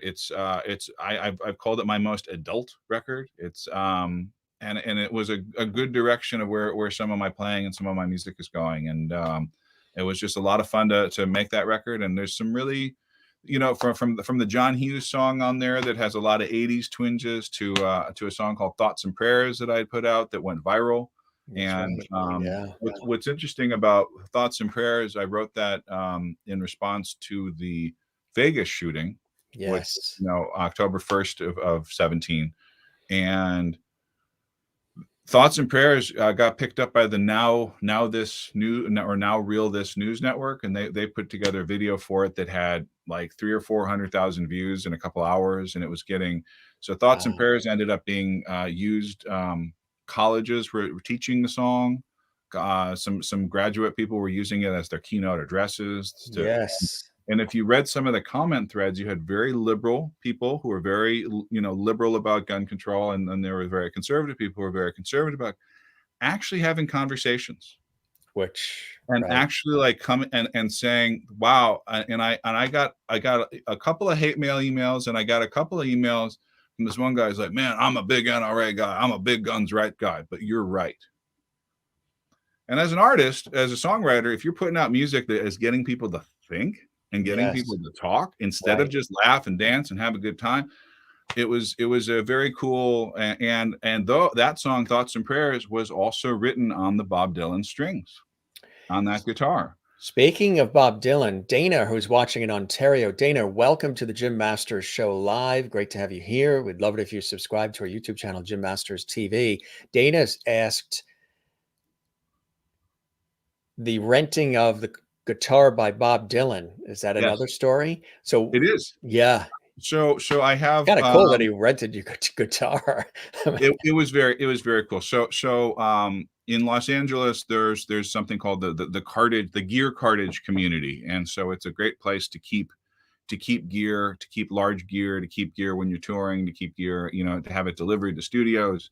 And there are some of the best cartage places in the world here. And so a lot of people, when they fly to Los Angeles from wherever they're coming, or if they live here, they will rent instruments from some of these cartage companies. And so it's like, hey, we need a 60s bass, or we need an 80s Strat, or we need, something. We need an amp, we need a drum, we need a road case. These companies supply all that. And so there was a cartage company that I had a very long relationship with. I'm with a different cartage company at the moment, but really it was a thing of like, I'd keep all my gear there. So if I would go out of town, like all my gear would go in there, and it would live in there, and and come back out, and for what I need for gigs and sessions and everything. And so all of the gear is very itemized and very detailed and so I had an A list and a B list, and my B list would go out all the time. Stevie Wonder actually rented some of my speakers several times. One time they were rained on, one time they, and wow. Earth, Wind and Fire rented from me. Beck rented a road case from me that traveled around the world for like 2 years. It came back with all these weird stickers on it. And that's kind of cool, huh? And so Jack White wanted to rent one of my snare drums one time, and I just said no, because the snare drum just stays. It has a sound. Ringo actually tried to buy the snare drum from me a few years ago, and really? the snare drum is just, it has such a sound. No one's allowed to touch it. You can't look at it. You can't touch it. You can't do anything with it. Just hit it. And they were Jack White was going to use it for the Ellen DeGeneres show, and they were going to change the head on it. So I was like, no. So I have the A list is kind of no. The B list, yeah, send it out. And so I get a call from the guy who was the rep at the time, and he says, somebody wants to rent something on your A list. And I said, well, that no, the answer is going to be no. And he's like, well, this guy is pretty A list. And I was like, well, what does he want to rent? He's like, he wants to rent your Gibson J-45. And I said, okay, well, how A-list is he? And he's like, he's kind of like the capital A-list of American artists. And I was like, how capital of an A-list? And we were good buddies. And so he's bantering back and forth. He's like, it's Bob Dylan. And I was like, Bob can rent my guitar. Bob can, yeah. And we'll package it up and put a bow on it. what happened was Bob's main stage gig was on a raft or on a ship or on a barge heading over to Asia for their Asian tour.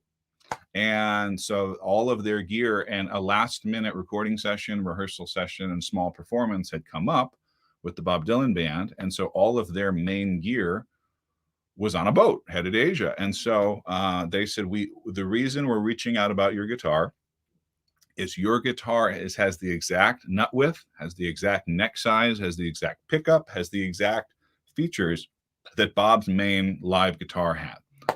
So I said yes, and Bob got the guitar, and this is the guitar, and there's a sticker I had put on the back of a pinup girl years ago, and so Bob and his guitar tech had commented on how they liked the sticker, and so they had the guitar for a couple of days, and then it came back to me, and they said, we hadn't changed the strings yet, and I said, good, right? Yeah. And those strings stayed on for about 1.5 years, and I wrote, two and a half of my most successful songs with those Bob Dylan strings on that guitar. Is that a coincidence? I don't know, but I'll take it. Merlin in Ontario, Canada as well. She wanted to know, have you met Bob? I have not, unfortunately, met Bob. I would love to. He's a huge inspiration. I've been directing when we got the guitar back from Bob, I actually recorded a bunch of songs immediately with it, and I recorded 10 Ted Wulfers songs and 10 Bob Dylan songs, and we started filming it with a buddy, Eric Nielsen, who I do a lot of music videos with. And then we started thinking, I wonder if there's anything out there about the J-45. And so we started looking. There was nothing. And so I started asking myself, well, why did I buy this guitar back in 2003? Why does Bob need a guitar like this? Who else needs a guitar like this? Who else has a guitar like this? And that started a movie called The American Workhorse that has been in production since 2016. And we have traveled around the world interviewing people about their J-45s. And we were making such amazing headway. You have no idea how many world famous people we had lined up to interview in April, May, and June of 2020.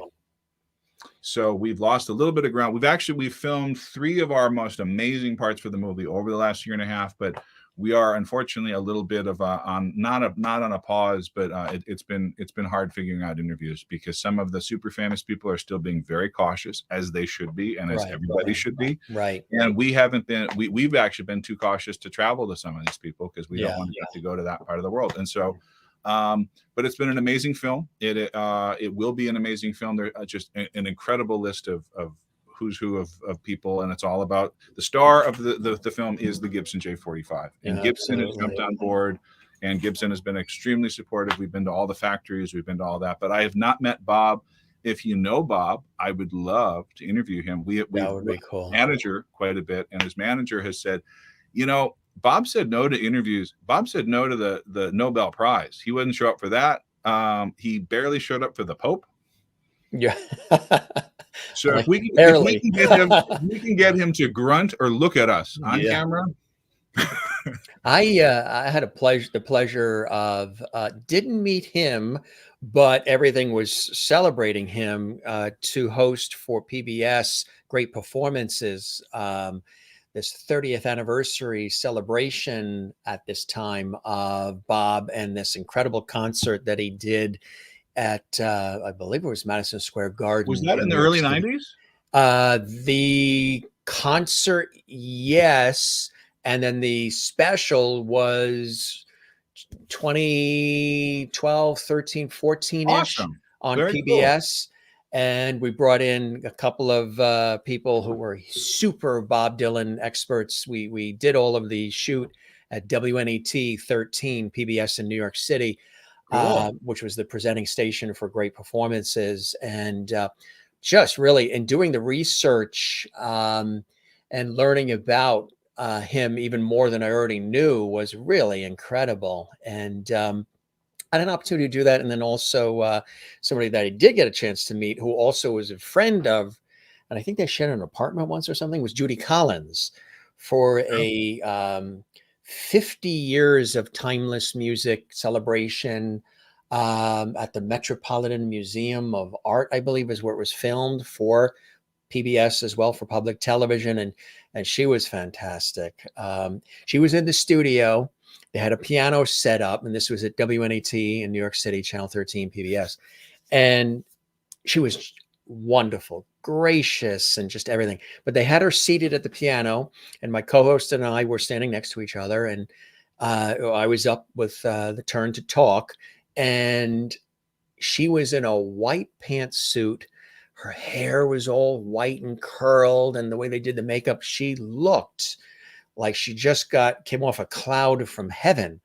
And I said, Judy, you look so incredibly angelic this evening. And she goes, little do you know. It was fantastic. The whole studio erupted in laughter, and That's it was, amazing. and it aired as such because it was a great line. But yeah, I mean, all these stories. Christine Clifton's watching in North Carolina. She says, "What a cool story, Ted. Thanks for showing us the guitar and sharing so many stories with us today as well." You're very And welcome, Christine. Dana, watching in Ontario, says, "I really want to strum that guitar just to say I did, and I'm sure I am not alone." And Dana says, "This is one of the best interview shows I've ever seen. The interview content has been absolutely captivating. Thank you very much. And if you have a moment or two, Dana, if you like to binge, there's about 515 other episodes. Everybody from Don Most, who played Ralph Malph on Happy Days, to Kathy Garver from Family Affair, to you name it. They're all here. Patrick McEnroe and John McEnroe were on the show.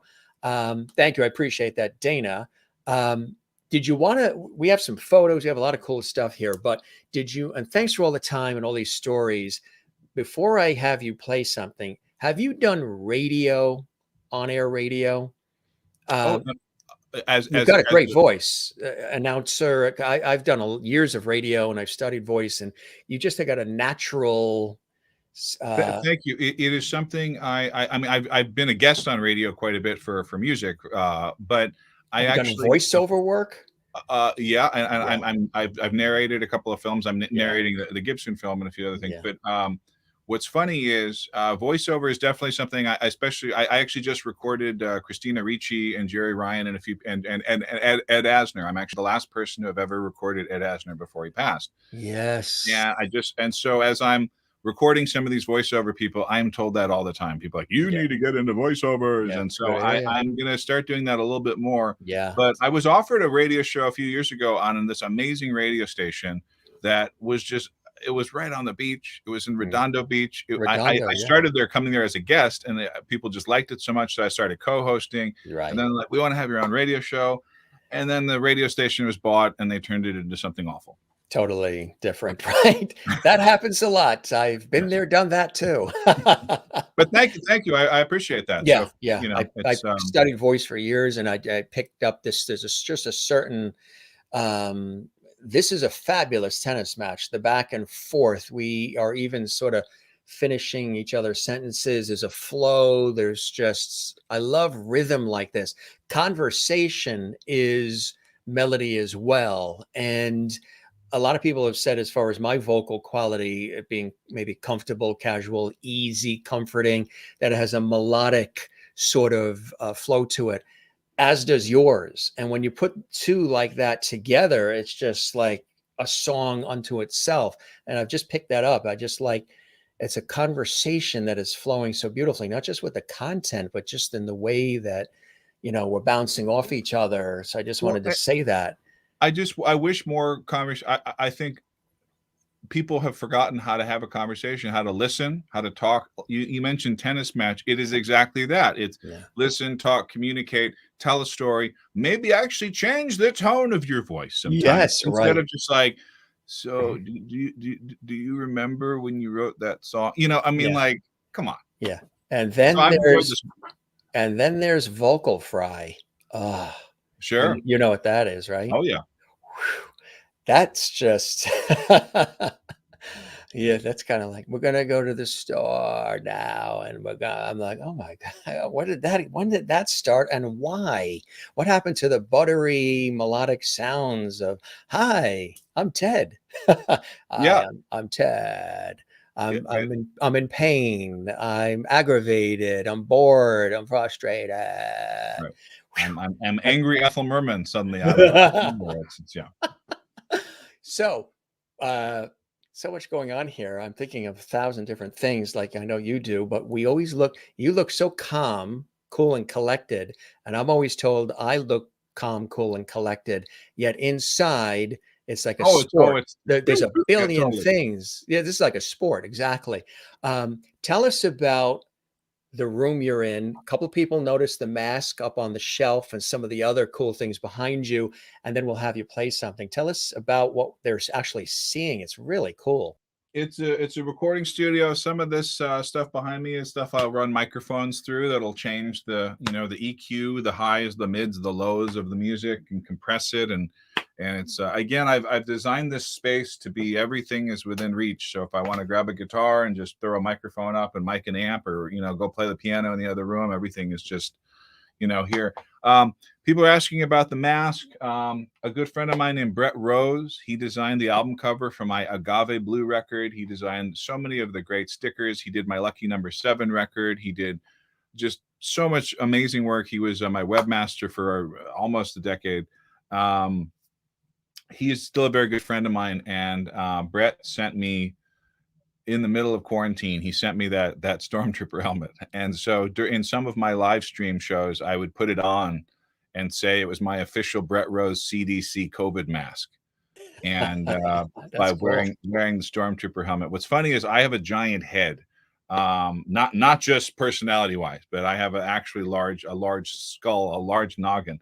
And so it doesn't really fit that well because you're supposed to be able to put, and so I can't actually see through it because when I'm wearing it, my eyes are where they're not supposed to be in there. So I can't wear it driving. I can't actually be a real stormtrooper, but it is a wonderful studio decoration. When it was not, yeah, and the Persian rugs, yeah, no, thank you. They're great soundproofing. I've soundproofed the room with Persian rugs That's instead of what I sound. thought. I said, what great idea. It's, very creative soundproofing. And it's just this beautiful harem laboratory of sonic insanity here that where everything is a push button away to getting a really good sound. And I'm really into natural and real instruments.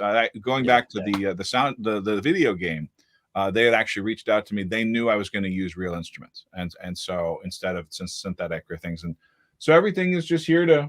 And then this is the mixing console. It's a really nice Soundcraft, and I could gear name drop for days. Some of my endorsement stuff here, Mad Professor pedals and Shub capos, but it's just a never-ending sonic experiment here. Yeah, it's grown, and you've added elements to it and pieces to Yeah, it, and it's so many of my favorite records were done in houses in the San Fernando Valley and done in houses around the world. One of my major mentors is Richard Dodd, and he did all the Tom Petty and Traveling Wilburys records and George Harrison records, and they recorded most of those in houses. They recorded, in the kitchens and using life as you are. And Sting has Sting's newer music has been in studios, but throughout the 80s and 90s, he was always doing it in mansions or castles or houses. And U2 has always done amazing records. And I'm a real big Daniel Lanois, Mark Howard fan. And Mark Howard has always built these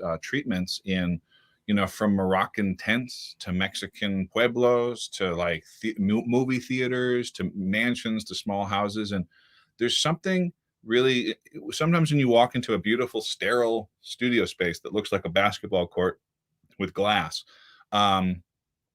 it's not very inspiring, and it's dead. And some of those rooms are amazing for drum sounds and for string sounds and for horns, but sometimes when you just want a nice natural vocal, natural guitar, natural sound, just using a house and figuring out what works well there has always been a good path for me. So is that your version of the man cave?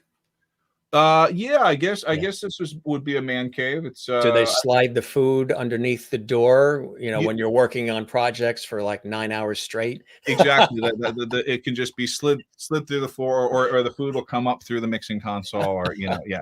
Yeah, no, it's just a thing of, so many of my favorite records and artists, and also, if you have a really good microphone, Yes. if that and a really good performance, I mean, it's all the performance first. But if Yes. a good performance and a good microphone, if you're in a hotel, Yeah. if you're underwater, if you're in a boat, if you're in a plane, if you're in a helicopter, if you record where you are, and sometimes that makes it more unique and special than, like, this was the perfect recording done in the perfect studio and we did Yeah. all the Yeah. right things. Right. Boring. No thanks. I don't want to do the right things. Always do the wrong things. Always do something different, because there is no wrong. It's finding the right. The proof is in the pudding underwater. How do you like that for a segue?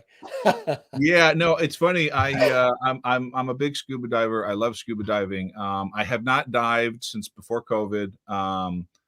I'm actually going to be buying my own regulator It's and my own probably been diving it's gear. probably been safer underwater than above on ground. Seriously, but I'm gonna buy my own gear for the rest of my life, because I'm not gonna rent and put random stuff. But I love scuba diving. If for those of you who have not scuba dived, please get into it. It is pure flying. It is pure bliss. If you want to relax, all you hear is your breathing, and your Yeah. breathing controls your buoyancy. It controls your direction, and you get to see parts of the world that most people never get to see.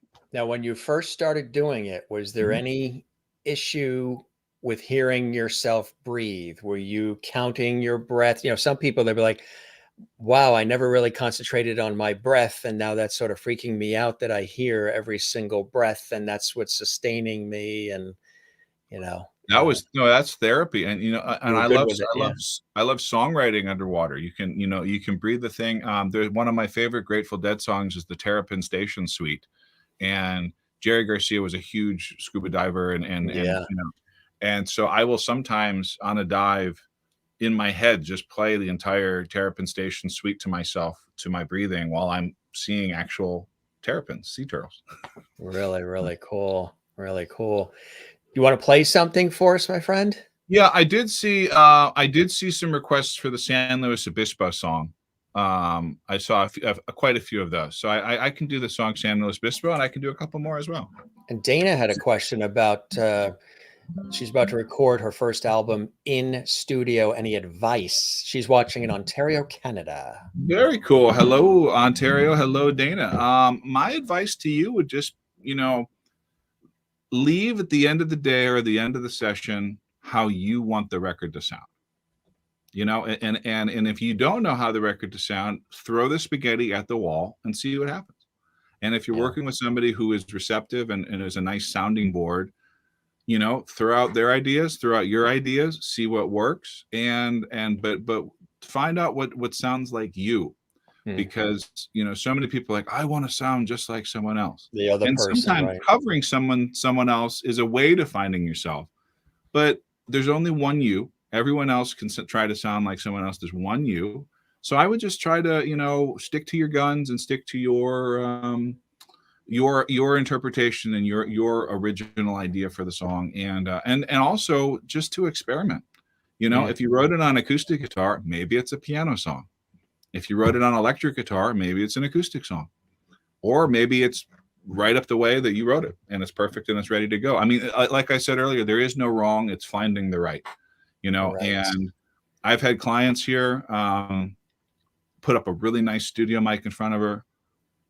She was a road dog. She was playing 300 gigs in bars, sweating it out with a mic right in her face. She could not sing on a studio mic. Give her a live mic, perfect in one take. I had Hmm. another artist here. She was really into yoga, and she was really Hmm. into headstands and breathing. And when she was standing upright and singing, she had trouble breathing and finding the song. And I said, where do you breathe the best? And she's like, I breathe the best when I do a headstand. Well, I suddenly put the mic down where her feet were, and she did a headstand, and she tracked the whole record standing on her head. It's whatever works. Whatever So I would, works. So Dana, if Dana I think Toby said Dana's a male, so now we know that Dana's a male. And welcome, Dana. He may want to try standing on his head, whatever it takes, right? I Whatever mean, works. And Dana, and also have fun. I mean, you know, sometimes it can be frustrating if you're not getting the part, if you have to do it in several takes or whatnot, but have fun, you know, yes, and enjoy it. you're, again, it comes back to, we're playing music. We're not working music. We're not stressing music. We are playing music. And if it is not play, and it is not musical, and if it isn't getting you off, it's not going to get anyone else off either. Yeah, exactly right. What a great intro for you. So San Luis Obispo. I was touring a lot with a friend of mine named Kara Barrett in the 2000s, and we were just ripping up the highways everywhere we went. And Kara called me. She's like, "Have you ever been to San Luis Obispo?" And I said, "No."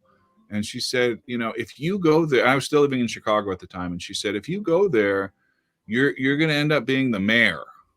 And I said, "Oh, okay." And so San Luis Obispo is kind of a weird spelling and a weird name, and, you know, to hear for the first time if you haven't seen it visually. And so so in 2006 or 7, I booked a show there on Kara's advice. And I said, well, we'll see what happens. And so I showed up, and there's just this huge magical crowd of like hippies and cowboys and yuppies and crazy people, and, you know, ranchers and horse people, and there were horses and trucks and cars, and, you know, it was this very interesting amalgamation of a melting pot of people. And so there was this beautiful girl in the front row dancing the whole time, bought all the merch, had a great time. Her name was Lindsay Ray. And I was driving back to LA the next day, and I wrote this song. And so what's funny is Lindsay Ray and I are not married. We never were married. She's very happily married, living in Omaha, Nebraska now. But I always give that disclaimer because people think I live in San Luis Obispo because of this song. Because of the song. I'm married to Lindsay Ray because of the song, but that's called songwriting, folks.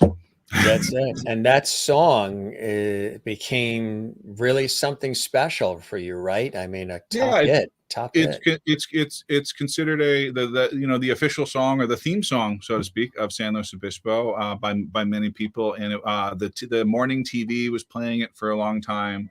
And we did a really fun music video where I almost felt like it was a 4-minute Rick Steves special of me going to San Luis Obispo and just like, where can we film Ted doing something crazy, and like all the different spots. And we had a really good time making that music video. And what is funny though is one of the most famous parts of San Luis Obispo is the Madonna Hotel. Yes. And it's really crazy, weird. They have like all these very strange rooms, very immaculate, very elaborate rooms. And but they also have this giant urinal in the downstairs men's room that is like you're peeing into an enormous mountain, and it's all this rocks. And what's funny is when you go to the restroom, the line to get into the restroom is usually older women wanting to take a picture of the urinal. And you have to go to the restroom, you have to walk past all, and they'll wait, you know, they'll wait patiently until you're done, and then they all rush in to take pictures of this urinal. So in the music video, there's a scene where I'm standing in front of the urinal, and then I flip around and I'm playing a ukulele.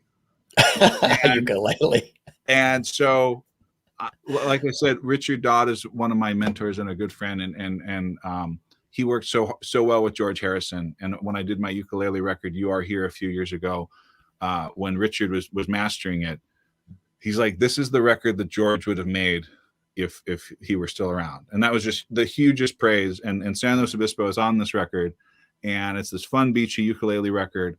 But I know George would have gotten a big kick out of that urinal ukulele scene in the music video, just from his personality and his sense of humor.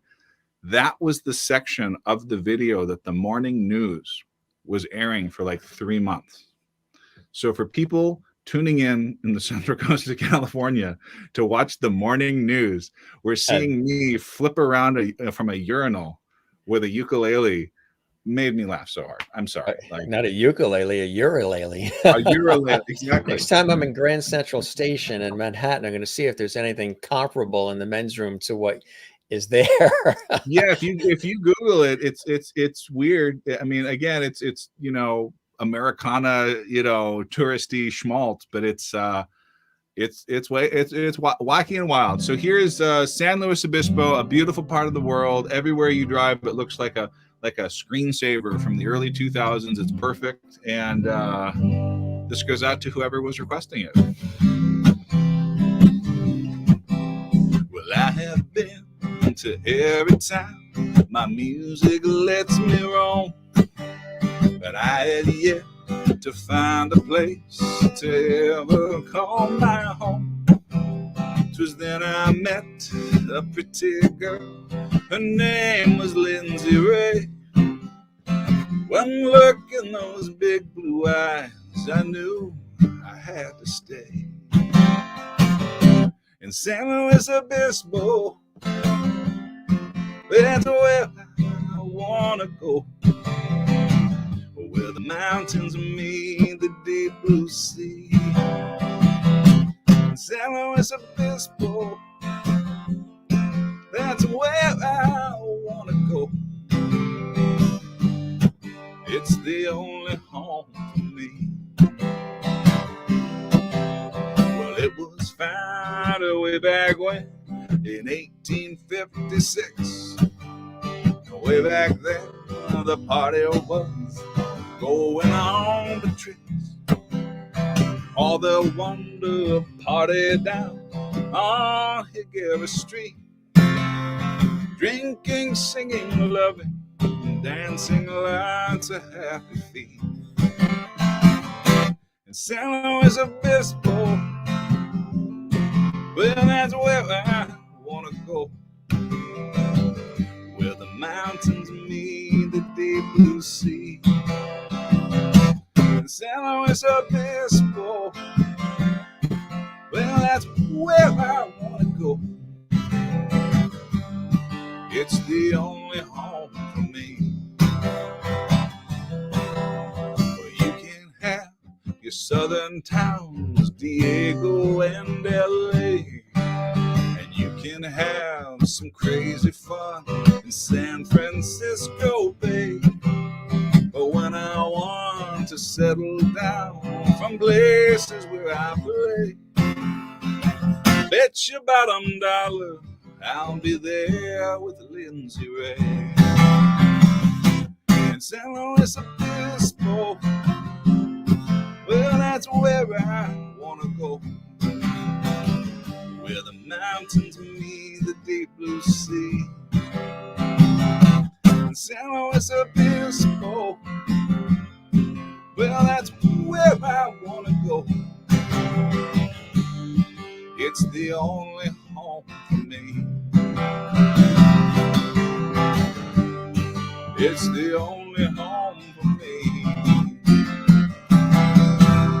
San Luis Obispo from my You Are Here album. If you want to check out that record or buy the music, go to tedwolfers.com or Bandcamp or iTunes or Spotify, and you can crank that tune all night long. That's a great one. Really, really cool. Everybody was commenting as they were going along.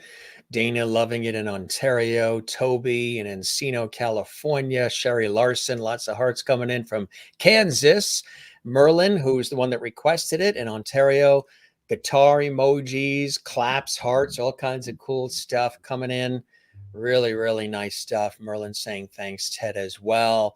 It's a great song. It really, really is. It just makes you feel relaxed and good and happy. And it's got a nice, feel to it. There's a warmth to it. You feel, I feel like I'm there just through the way, you even performed it.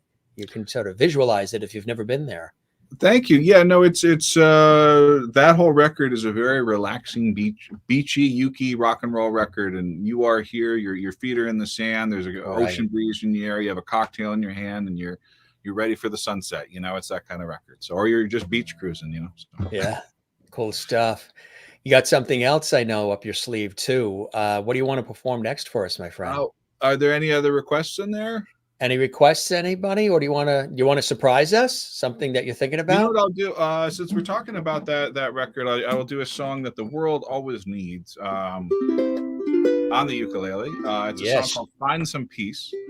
And this I wrote when I was wandering the woods of Lake Arrowhead, California, and the whistling of the trees just kind of put me at peace, and I had found some peace. And so here's what the world needs. Here's a little find some peace. Tell us about the ukulele too, and show us it. It looks fantastic. This is a Ko-Aloha ukulele, a wonderful ukulele company that I discovered a couple of years ago at the NAMM show, and they were very nice to give me a couple of ukuleles, and they're just absolutely wonderful all Koa ukuleles built by this amazing man in Hawaii, and he has a great company called Ko-Aloha. Very nice. So, all right.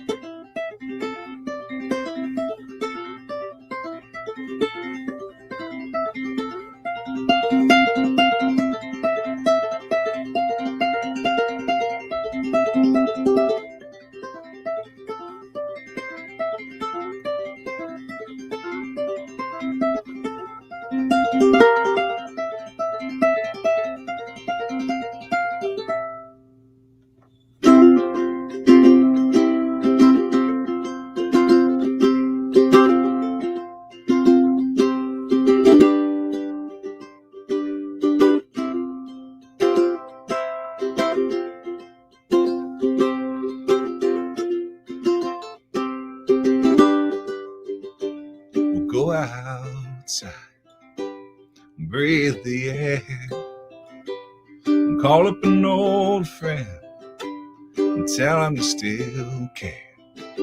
Make a little loving, make a little music.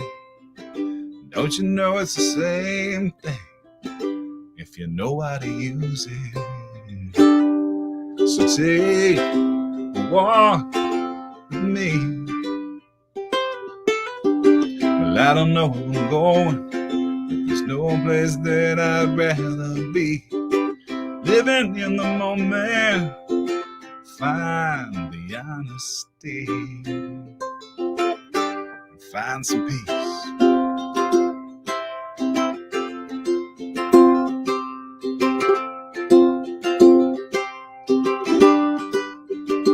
We'll go for a long drive, maybe a bike ride. Some days are better staying inside, looking for hope, looking for dignity, looking for love, looking for peace. So take a walk with me. Well, I don't know where I'm going, no place that I'd rather be. Living in the moment, find the honesty, and find some peace. I know it's hard going your own way. I know it's hard, seizing your own day. But there ain't no hill that ain't worth climbing, ain't no road that ain't worth driving, ain't no wish that ain't worth wishing, ain't no girl that ain't worth kissing.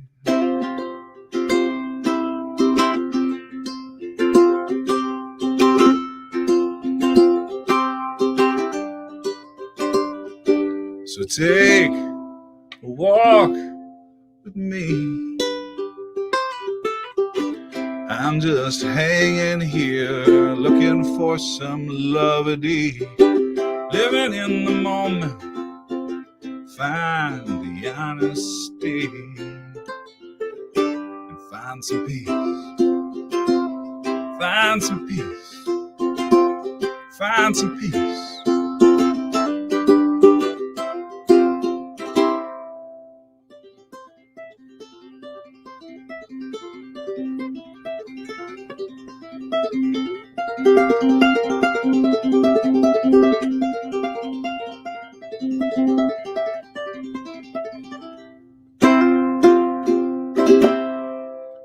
Find some peace, everybody.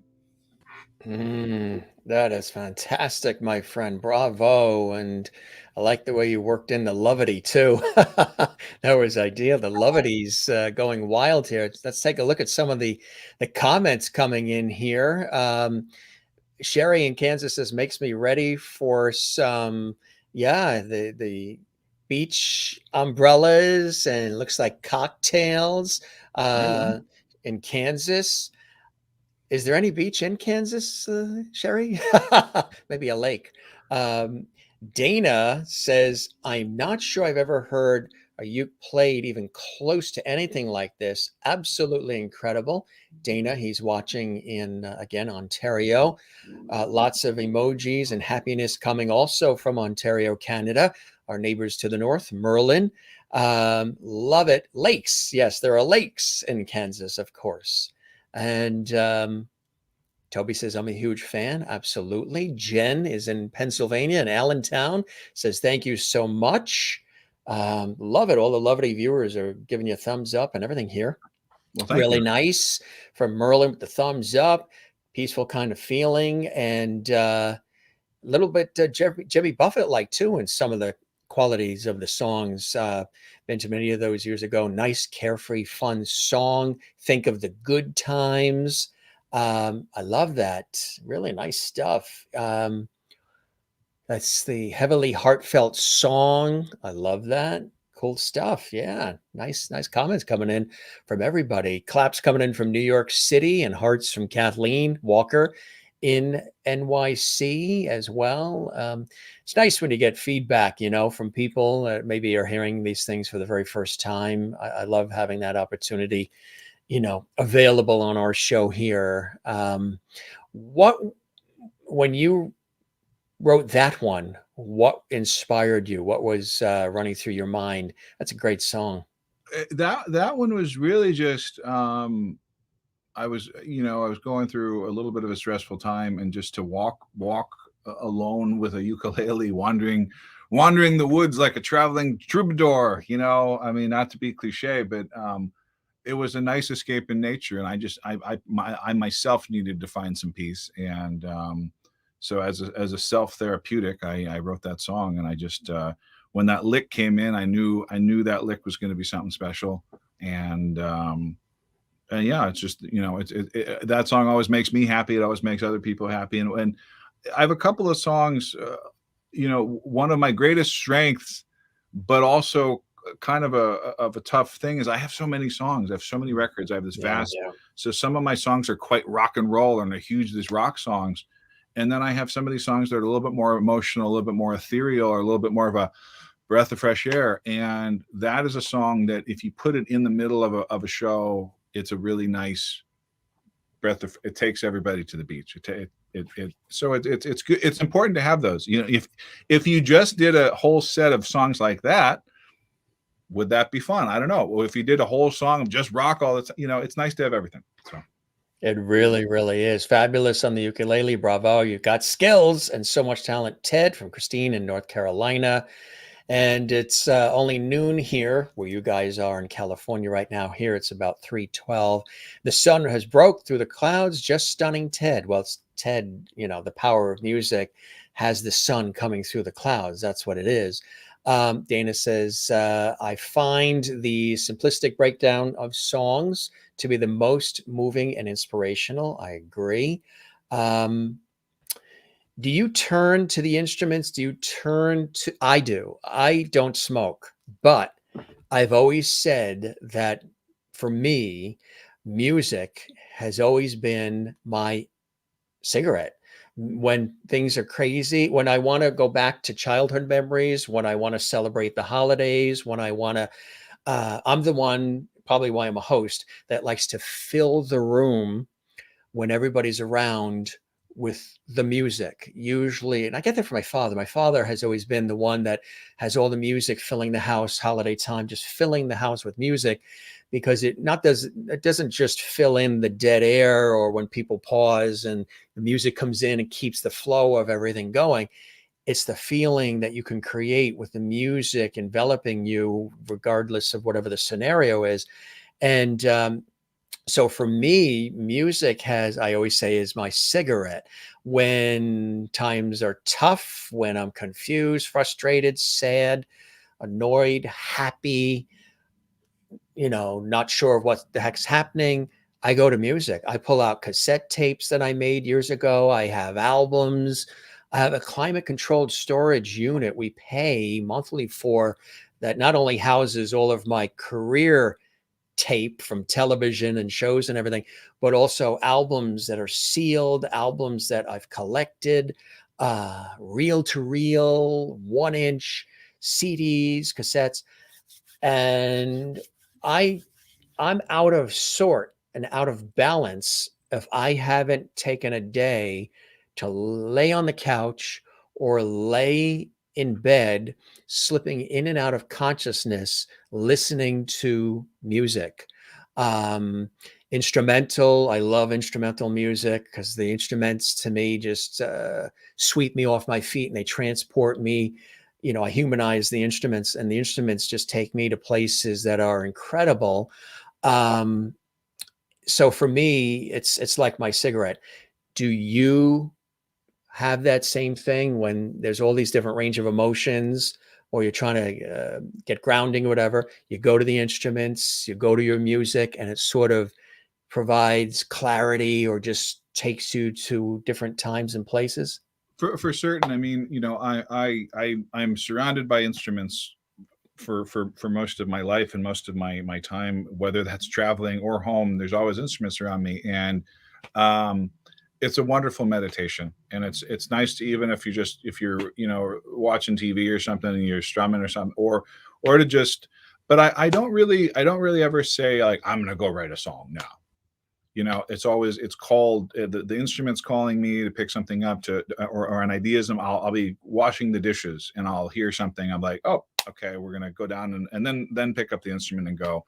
But it's the therapy, it's the meditative, it's the getting lost in the instrument, and just picking up the instrument and playing it and trying something new on it is, I mean, that's the best part about making music. It's just, and then thinking like, is that a path we want to go down today? And sometimes it Right. is, and sometimes it isn't. And sometimes they come in threes and fives, and sometimes it's one in a month. So it's you never know how you're going to ride the writer river.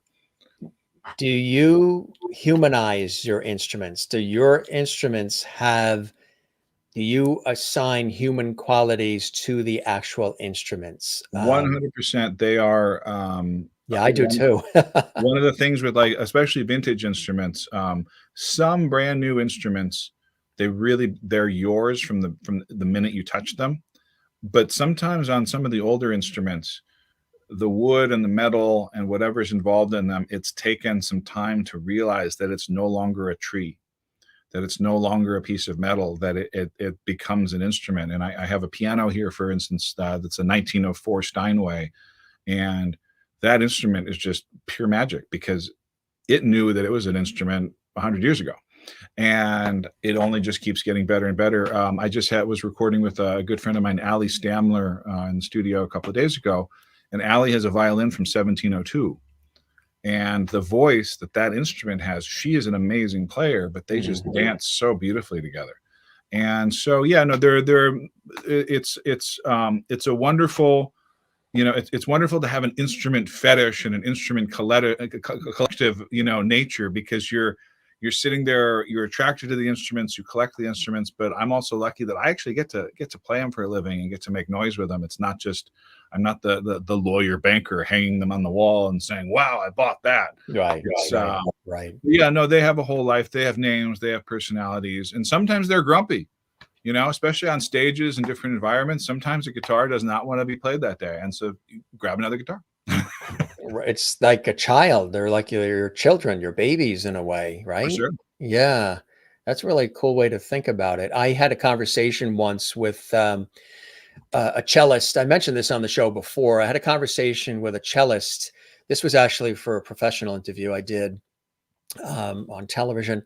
And the conversation was that I assigned a human quality to the cello. And I said to the cellists who had just graduated from Juilliard, I said, whenever I hear I love all instruments, and I love when they play off each other. I love when there's several instruments and every one has a purpose and a reason. And here comes this one, and this is a crescendo to this, and all of it. I fully get it. And again, it really just sweeps me off my feet. And that could just be with a news theme, just really into it all. And I said to him, I said, let me ask you, is this strange? I haven't shared it with a lot of people, but whenever I find myself, I've emceed some concerts at Carnegie Hall where there's lots of cellos and lots of stuff going on and other scenarios. And whenever I hear the cello, even in Christmas music, whenever I hear the cello, it stops traffic for me. It's melancholy, it's deep, it's warm, it sort of envelops, it's got sort of like this mild authoritarian feel, but also it has this sensibility of, this is what it's all about, Alfie. This is, it's got this warmth and depth, but yet that melancholy tone to it that it just grabs me and stops traffic for me. So I said, for me, that if the human heart was ever to make a sound other than the sound of what it makes when it's beating, and there was an instrument that, the heart would make the sound of, it would be the cello. And he said, got it. That makes total sense, Jim. I understand what you're talking about. I said, you do? And he said, yeah, because there's that sound, the tonality of the cello is one of the instruments closest in sound, and is why you're giving it humanistic qualities to the human voice. And that's why it just, you can think of childhood and all these wonderful, fabulous things. Whenever you hear the cello, either solo or accompanied by other instruments, it just, boom, really sort of says, this is what it's all about, Alfie, for you. Does that make sense to you? 100%. It's funny you said that. I was actually going to mention that the cello's range is one of the few instruments that is the full range of the average human voice, and also the structure of a cello. I played cello a little bit. I'm a decent. I call myself like a rhythm cello player. I can record cello very well. When you want to bring in the Yo-Yo Ma type licks, we bring in Yo-Yo Ma or Jesse Green or someone else like that. But I play a million different instruments, and I've just gotten into cello the last few years, and I played it on several records. I love the cello, but also the body shape of a cello is also around the same size as an average human torso. And so it is very, very perceptive that the cello would be a very humanistic quality and range, whereas you have, violins and ukuleles and mandolins are up, guitars are kind of in the mid, the cello has that lower range, and of course then a bass, but it's no, cello, someone who can really, really do some great things on a cello are amazing. What is interesting for me recording cello myself over the last several years, it's amazing how close the cello is to a saxophone. Especially on the lower two strings, and you can really get it. And I've actually recorded a few things where the bow really gives the cello breath as a saxophone, and it's almost like a reed, and it has that just that, and like I have a couple of things where I'm like, I know I recorded them like 6 months ago, and I'm listening, I'm like, did I put a sax on that? Oh no, that's the cello. That's so there's a lot of breath in that instrument for certain. And I give it a heartfelt quality because of the melancholy, sort of full, encompassing sound. Even solo, it's just a sound and it's melancholy is a great word for it, because I mean, yes, you can play happy cello, but I don't think of cello as a happy instrument. No, I don't either. Yeah. Right. I think it's right. It's what it's all about, Alfie. It answers questions for some reason. Fascinating stuff. Really, really is. Do you have another song that you wanted to? Yeah, I'll do a song. And we appreciate it too. You're really being gracious, my friend. This is a song that I've been so into recording mode lately that I haven't really been doing live streams or performing anywhere in a while. And so this is a song that this is one of the first Octobers I have yet to have performed this song live until right now. So this would then be, let's see, I This is a believe, song called Heavens to Betsy. and you haven't done it live. So we have a graphic for that, and here it is, world premiere exclusive. Oh, there you go. There you go. Well, I played this song before, but just not. This is the first October in probably 10 years I haven't played the song yet, and you'll see why in a second. But it's called Heavens to Betsy, and it's from my Lucky Number 7 record, and I'm just tuning up the guitar here. All right. And it's a song I wrote. I was in New York at a wedding with a lot of doctors, and they weren't interested in hanging out with a witch doctor like me. Haha. And so I went back to my hotel room, and I'm glad I did, because I wrote that song with this guitar. And Next time you're in New York, ring me up. I'll come by. I'd love to. I'd love to get together. That'd be great. And this is my Autumn Leaves song, but it's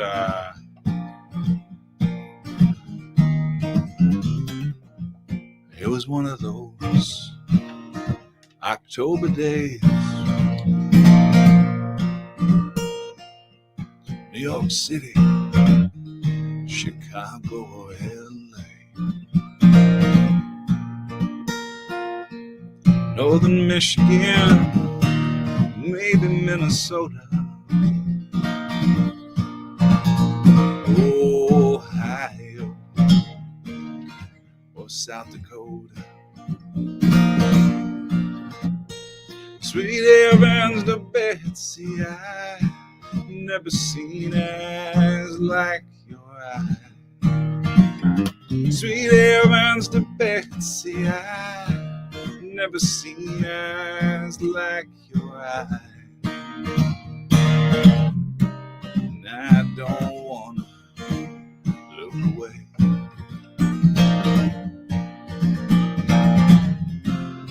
I don't wanna look away.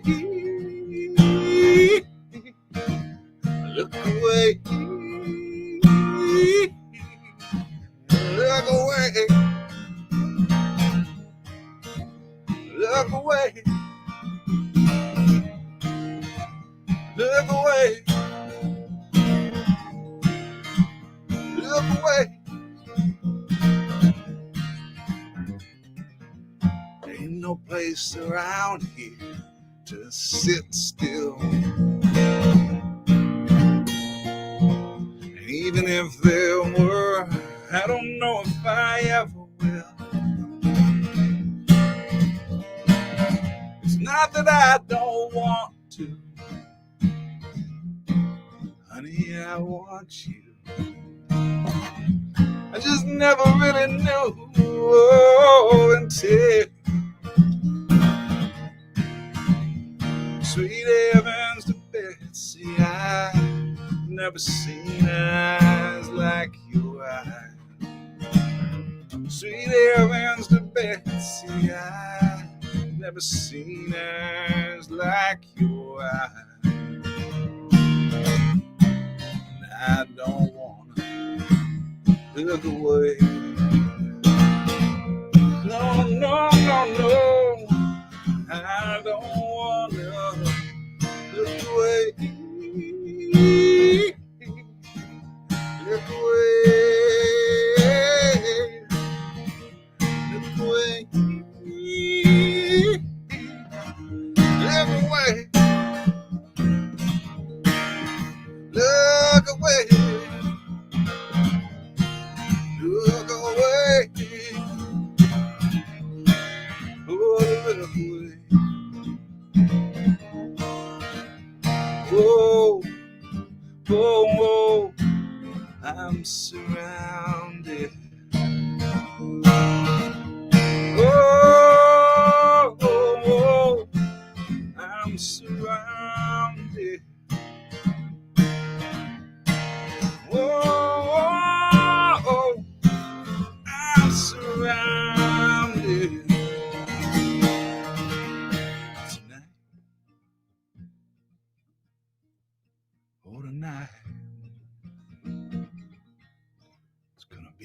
all right. It's gonna be all right. If you wanna make it, it's gonna be all right. If you wanna take it, it's gonna be all right. Wouldn't it be cool if just for a minute, just for a moment, just for a night, just for an hour, just for a day, or however, everything was all right. Everything was all right. It's gonna be all right. You can make it all right. Sweet heavens to Betsy, I never seen eyes like your eyes. Sweet heavens to Betsy, I never seen eyes like your eyes. Sweet heavens to Betsy, I never seen eyes like your eyes. Sweet heavens to Betsy, I never seen eyes like your eyes. Oh, never look away. Oh, never look away. Never look away. Never look away, baby. Ooh, tonight. Ooh, ooh, ooh.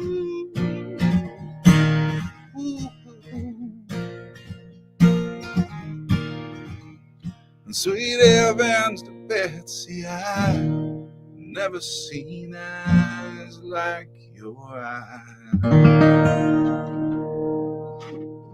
Heavens to Betsy with morning voice after talking to Jim.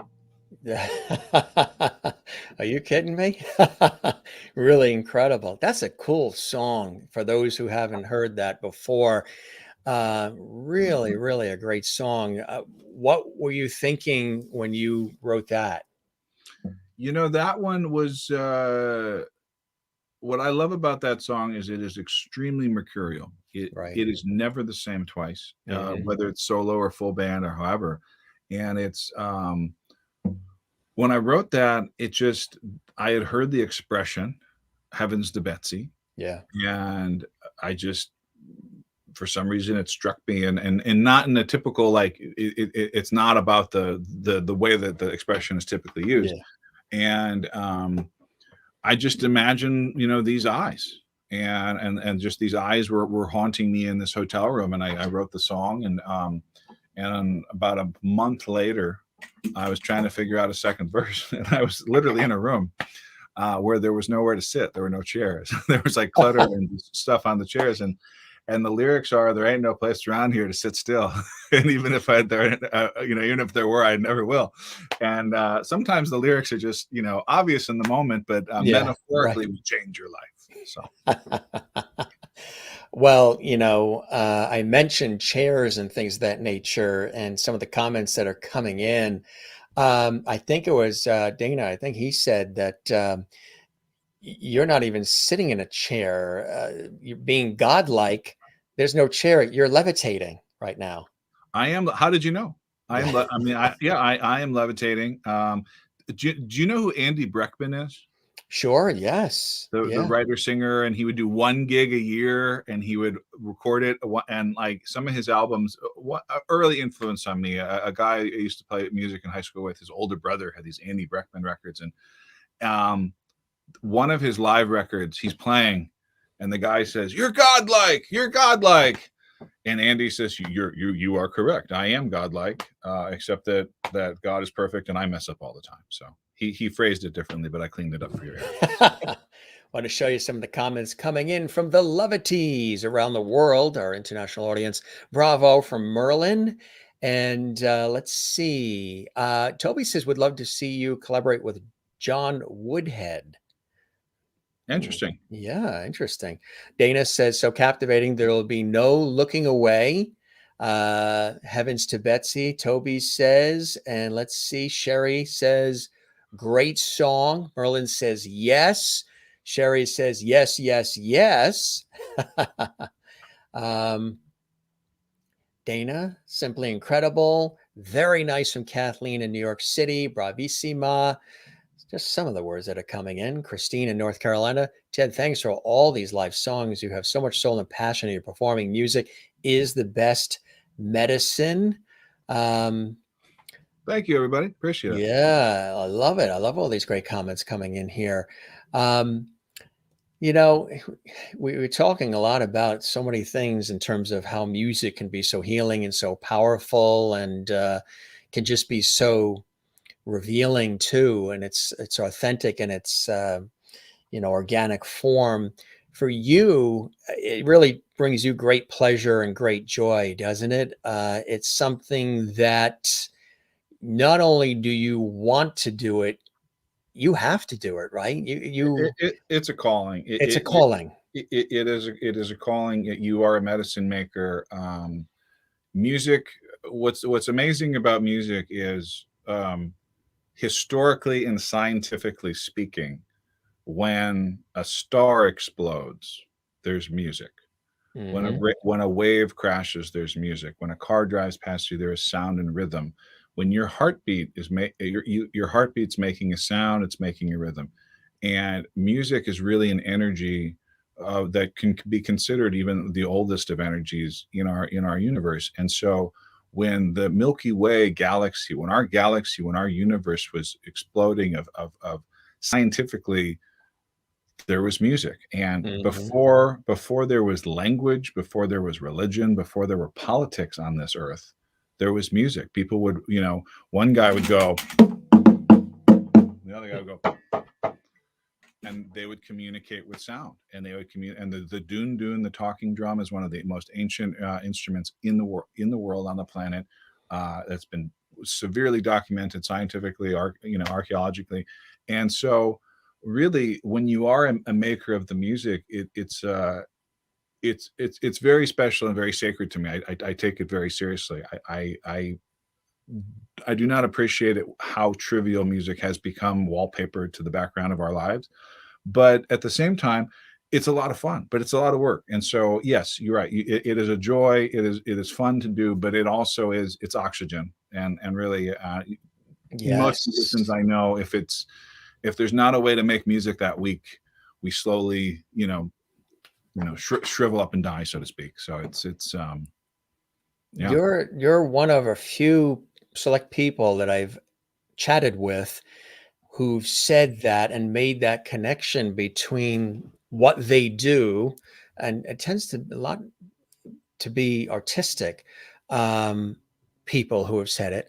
I interviewed a 91-year-old renowned painter, um, illustrator, drawings from pencil and crayon for 91 years. She lives in Burbank, California. It was for a television news segment, and they flew me out to LA, and then we met her at her home studio in Burbank.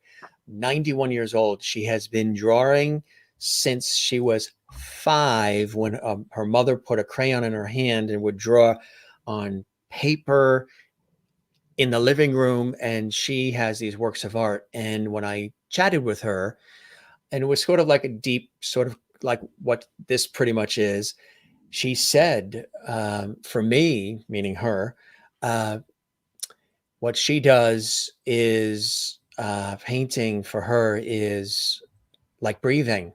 Yeah. And also for her, she says it's like prayer.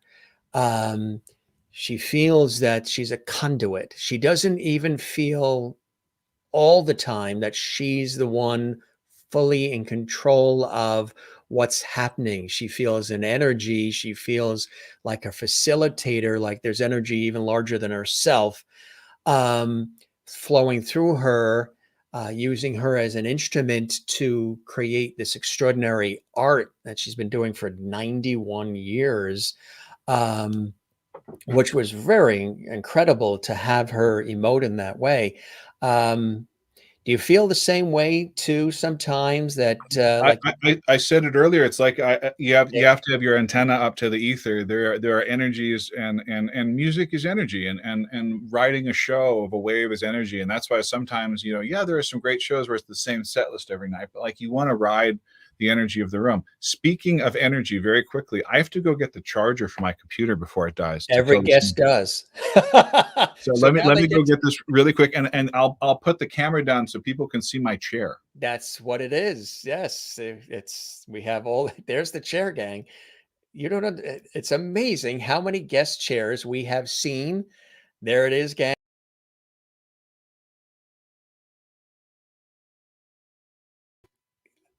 It's amazing. Guests have had to get up to get their chargers.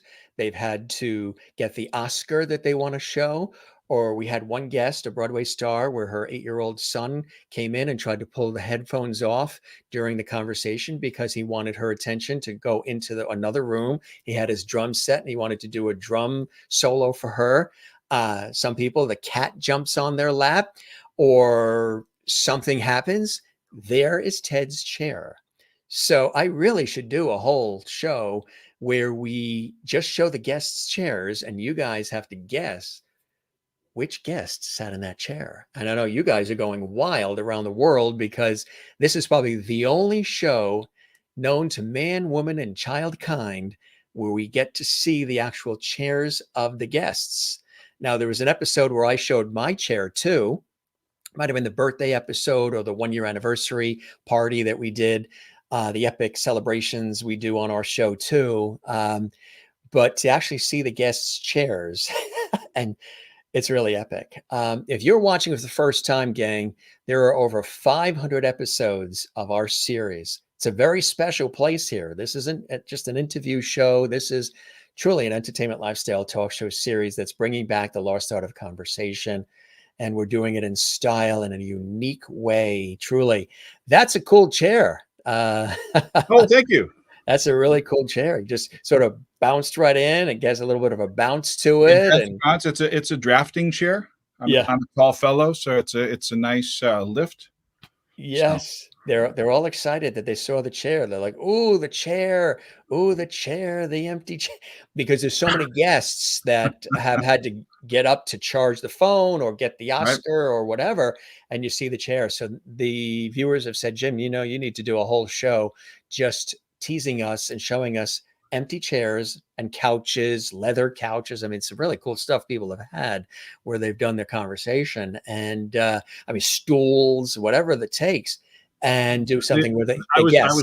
I was looking for my Oscar too when I was, and the Academy still has it. They still They have haven't given it to me yet. So that's I was showing a couple of really cool photos, and like I said, you've been loving this since really early on. Tell us about this one. There's oh, Ted. there is a I would have been 17 years old right there, and recording in I forget the name of the studio in Chicago, and I was recording my very first album. Then I'm 17 there playing. I think it was a Gibson Blues Hawk. What was the album?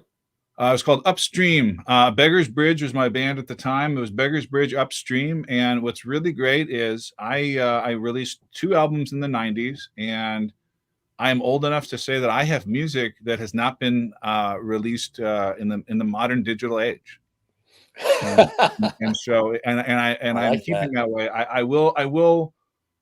The next record afterward was a record called In the Spirit, and which was my first kind of real big record that we were just getting radio play, and Mhm. it was very exciting being 19 with a record. Those were days where if you were on tour and you were a long-haired dude filling up your car or truck or Yeah. van with gas, people would come up and say, "Are you in a band?" Right, And you exactly. and you'd Right. say, "Yeah," and they'd say, "Can I buy your CD?"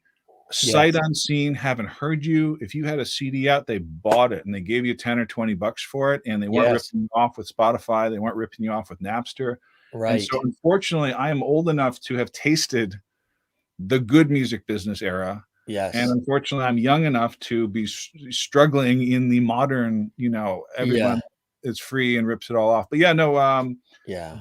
but I have re-recorded a few of those songs that will probably be out next year. Oh, that's cool. So it was fun to revisit my 17 and 19-year-old me. So, And if you were to say something to Ted of then, what would Ted of today say to that Ted sitting right there with the guitar in his hand in that photo?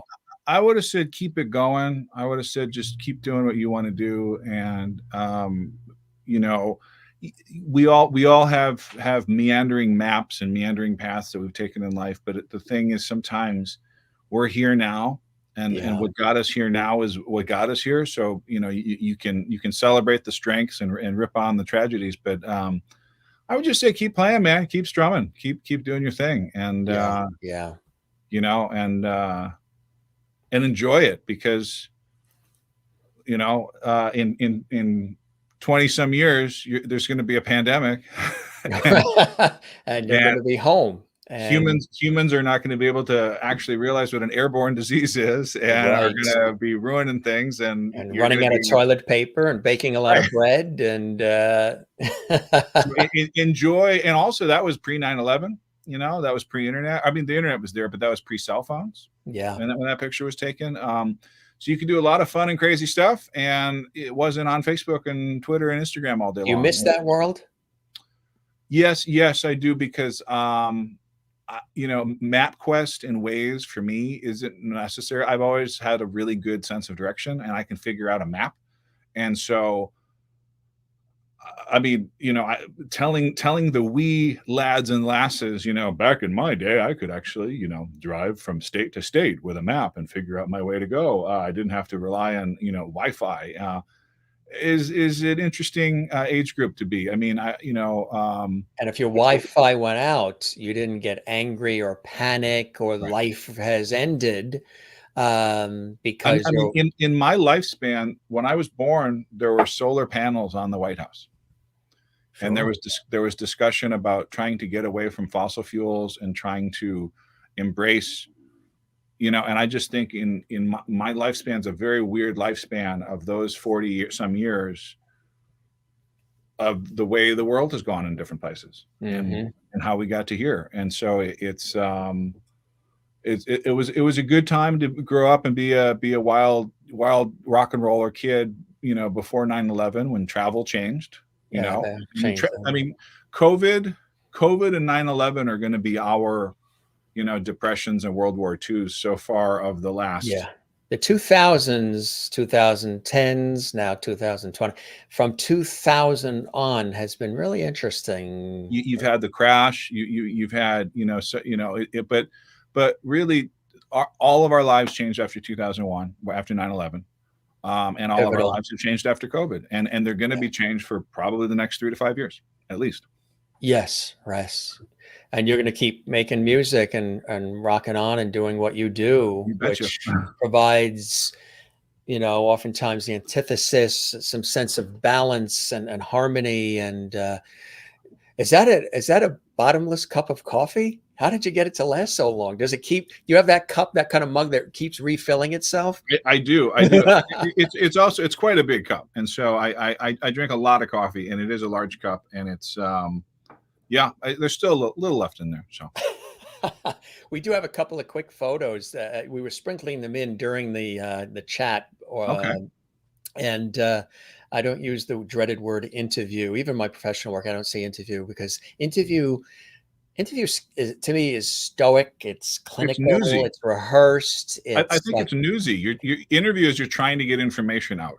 Right. And even with that, I will always say conversation, because not only is it disarming, but it's my style, but it's warmer and it's more emotive. Is that the chaser? This is just water. But that's a cool It's an old jar. I keep all my bottles of water in old Jack Daniel's bottles that I have recycled, and you can very, very European style. I try to spend as much time in Europe as possible, and so it's you know, use a jar, use a bottle, and recycle that way. Can we get those on QVC with your autograph or? Possibly, but I'll have to scratch out the Jack Daniels thing and just in Sharpie. I'll just write, "Oh yeah, I designed this." This is Here's a guy who's happy. yeah. Look at that guy. Yeah. That's up in Ventura, California, one of my happy spots. Do you have Zen places? I've always said on the show, you know, for me, the number one Zen place is always time with loving family and friends. And we just had an opportunity to all gather out east on Long Island in New York, where I originally hail from. And family came up from Florida and New York and Connecticut and other areas. And we had a family reunion because it was this was in September. My birthday, my brother-in-law's, one of my best friends, and my nephews all hit in 1 week. So everybody gathered after almost 2 years of not being able to see one another, the Mother's Days, the Christmases, the Easters, all these things that have come through. And it's been spectacular. Number one, Zen place for me. Number two, like you, I love baseball, I love tennis, I love cycling, I love music, all these other things. The ocean, that's the Atlantic, that's the South Shore of Long Island where that was taken. But when I go to the ocean, there's a certain thing that happens to me at the ocean, the rhythm, the tide. It's bigger than me. It's more powerful than me. The sun rises from it. The sun sets from it. It provides joy and entertainment, but it also can wipe me out in 60 seconds if I don't respect it. So I've got great respect. I'm always swimming, surfing, boogie boarding, sailing it. I'm always in it, near it. And there's an energy and a life I get from it that is equivalent to what I get when I'm surrounded by music. What are Zen places for Ted? Definitely the ocean. I have a few happy spots up and down the Pacific Ocean that I love. I'm from Chicago, so Lake Michigan is very much a mini ocean. Yeah. And I love towns that have great rivers. So I definitely need to be around water. There's a few places in the world where I've been for a while, and I felt very landlocked, you know, from not having a big body of water to be my compass. But you know, there's a place I've absolutely fallen in love with called Bruges, Belgium. Oh, there I am. That photograph was in Bruges. I love You Bruges, look very Belgium. happy there. Yeah. There's parts of Germany and France I really love. New Orleans is a city that has always just, and there are these places I have found where I have a true magnetism to. I have to visit to kind of recharge that battery to get that creative juice. And then, you know, there's parts of California that I really love visiting. And I was actually thinking about moving to one of them last year. And I kind of came to the realization that if I moved there, if you live in a place that you love visiting, it suddenly stops, it loses that mojo, right? You no longer long to go there. You have to go there because it's home. Exactly. But is this California here? These shots? That's a great shot by my friend Eric Nielsen for EBS amplifiers. I'm a proud EBS artist. There's that Kala ukulele in there. There's that Gibson J-45 in there as well, and that's along the Pacific coast in a top secret area. Yes. And it's your go-to Zen place. Yeah. And I like living out here. I try to get to the beach, you know, as often as possible. And really, I don't go to the beach for the sand. I go to the beach for the water. Mm-hmm. Yeah. You know, for the and so it's these are great shots. What time of night was this? He really captures. You still see a little bit of the glow of the sun that has set, the blueness. You know, to the right, you see where the sun is setting. To the left, obviously, would be east because it's darker, and just a little bit of like a silhouette of the shoreline. Really, a great, you know, great photographer. Yeah. My buddy Eric and I are really big into photography, and I really love taking landscape photos particularly, and he likes taking a lot of rock and roll photography, and he is actually my partner in doing the Gibson J-45 film. And so we're always, Eric took that one as well. We're always brainstorming and coming up with weird and wacky ways to deal with lighting. And so we really planned that sunset shot, but it was around sunset. Where was this? That is in the music video for the song "The Ghosts." It is part of that.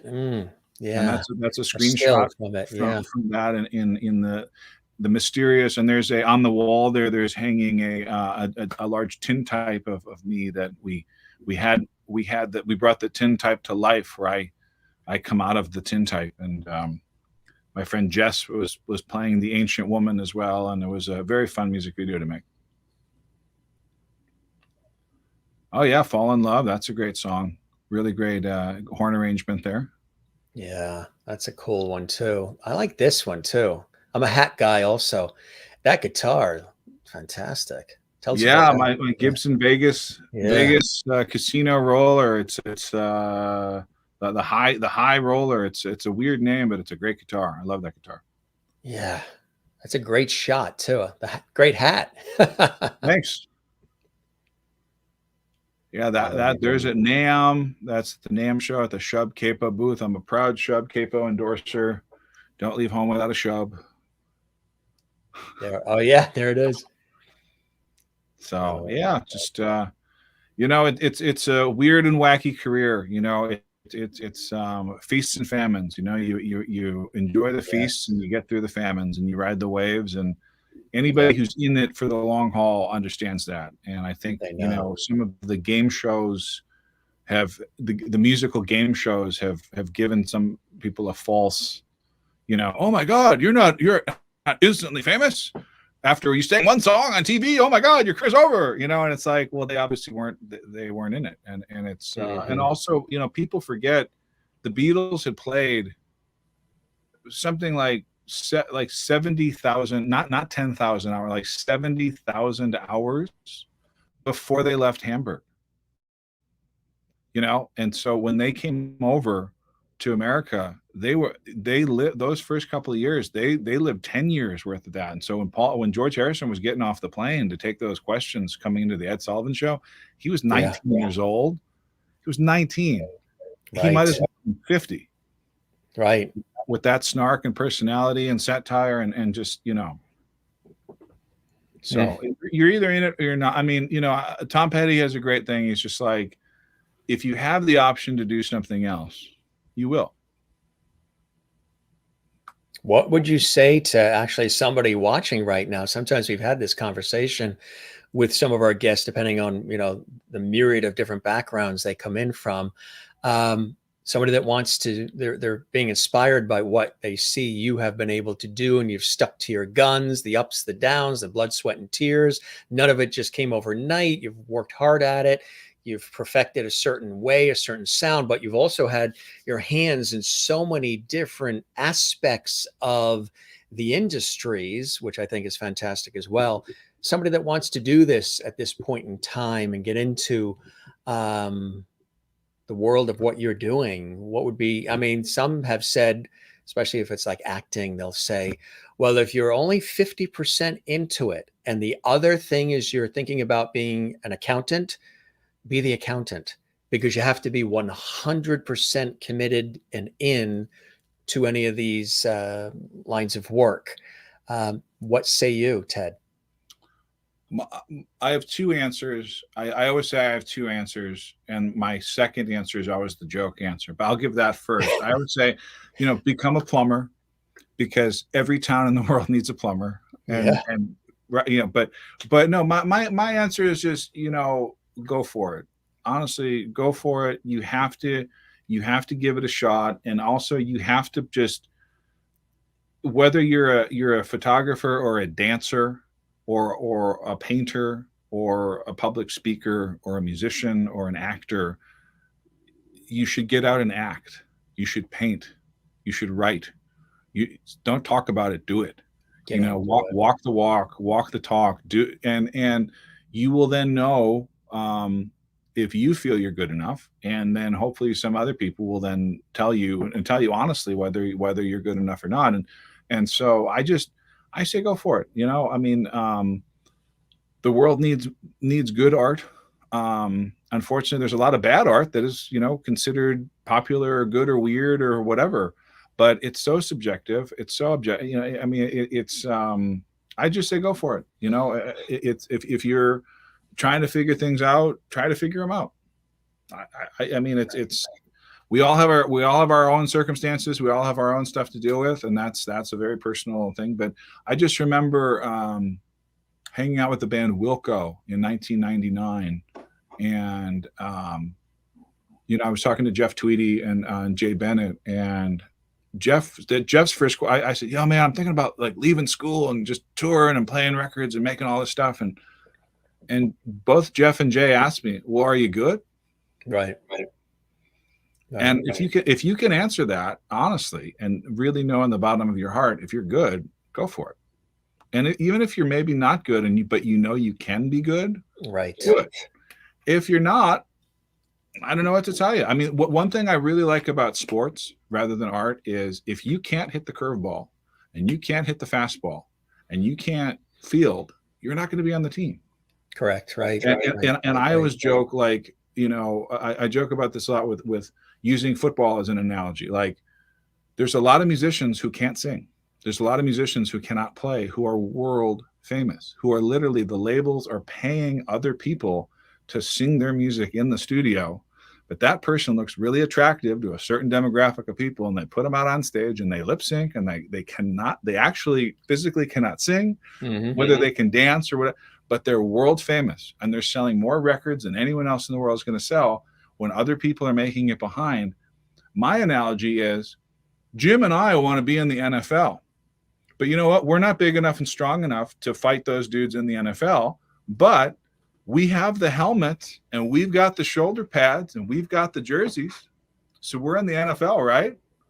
And I just think, auto-tune technology and some of this fakeness of like really helping abilities that should not be considered talented at all are literally putting on the helmet and putting on the shoulder pads and the jersey and saying you're in the NFL when you can't play football. Right. And one thing that's one thing I miss about sports, because like a great live band can go out there and play, and there's no joke in that. There's no fake in that. It's like, wow, they went out there and they moved, 5 people, 10 people, 10,000 people, 50,000 people. If they couldn't play, they wouldn't be there. Right. So I wish art were a little bit more like sports in that way of like, if you can hit the curveball, you're on the team. There used to also be, and I use this reference a lot, something called, and in baseball and in life, the farm system. Right. You started out here and you perfected your skills and you fine-tuned it and you put in the time and you were earning it. You were, the ups and the downs and the little victories and triumphs made it more rewarding. And you didn't just go from here to there overnight. You sort of, worked at it and crafted it, and then maybe got rewarded for it, got the accolades, got noticed, and then that propelled you to the next level. And then other things happened there, next level. That ever since even in high school, even before high school, I've always looked at it that way. Like it's a train on a track, and everything and everyone we meet, there's a reason, and it's all connected. And everything I did in college and everything I've done, even within this industry, and all the hours and weekends and nights and holidays and everything, has been part of this crescendo and has meant something, whether it's a small thing, a tiny little thing, or a big thing I've been involved in. It's better, just to me, again, maybe it sounds old school or Pollyanna, but some of my favorite things that I've done in the industry are things that I've worked my tail off and earned, and not just was handed. I mean, sure, there's times when you could always use a hand up and you got to reach out, and if you're struggling or stuck, that's important to get some support. But when you've earned it, and then it's noticed and rewarded because you've earned it, there's really something about that really just makes it a sweeter situation. So I pull out the broadcasting scrapbooks and I look at all the old photos and letters people have written to me and just all this stuff. I pull out old shows and tapes and video of things I've done on television, radio, and I'll listen to it and I'll be like, wow, they were saying you were really good at that point, and I didn't think I was, because we're our own worst critics. We always think we could be better. We're always self-analyzing, and the world is saying you're terrific at it, and producers are saying you're really good, you nailed it. but you see different things that you think you can do better. Now I pull that stuff out and I watch it or I listen to it because I'm now emotionally detached from coming right off it, coming like off the stage or off the set. Now I see what they saw then. I'm like, under those conditions with that level of experience, that was pretty darn good. I was working my tail off. I worked hard. I, did everything. And some probably you were probably better than you are now because you didn't know what you're doing. You weren't, you hadn't developed your craft where your craft is so masterful now after you're doing your stuff for all these years. When you're 17, 18, 19, you are starting that craft. That natural talent is actually sometimes better than what you're doing right now. Sometimes that's right. Yes. I know one of the big things they used to always tell us when looking at a TV camera, and I've actually told a few people this who get scared when they see the big TV camera coming at them and that big black eye focusing. They tell you to think about one person instead of the millions that would be watching. Think of that one person, like you're talking to your grandmother, just as if you would talk to the grandmother. And all of a sudden that sort of brings down the ease. And the other thing too is they would always hold up for all of the talent. One of my first was for a commercial television station on Long Island. And then I was doing radio at night. And then I was working with public television. They would hold up these smile signs for everybody because you would think that you're smiling, but you're not because you're thinking about all the things that are going on around you when you're first starting out. That's one of the first things they always tell people is to smile and, you smile through the work. And sing with a smile. I say that all the time to clients, like sing with a smile. It actually, yes. It doesn't always necessarily work live, but from a recording standpoint, it's like, oh, hey, we're now in the room. Hey, exactly. And then, and there's a lot in life that makes you smile, but there's a lot in life that it's not worth smiling about. And so you have to find that healthy balance of smiling. What are some of those blessings and joys in your life, Ted, that continue to inspire you and make you smile and make you want to continue creating in the incredible way that you have all these years? I just try to find the good in stuff. I try to find a positivity to a fault sometimes, and worth laughing about. I mean, even our darkest hours, you can find something funny about it. And I just try to find hope and find laugh and really be proud of the day's work, so to speak, and earn that dignity and earn that, the time that you put in, because it's, I mean, I could think of a million different examples, but, just playing music, going for a drive, hanging out with good people, good conversations, overhearing other funny conversations. I mean, what a lot of people always forget is, often there's sometimes where I won't listen to music because I'm working at it in my head and I'm absorbing. And sometimes you overhear a conversation of somebody at a restaurant or riding a bike past you, and the song writes itself.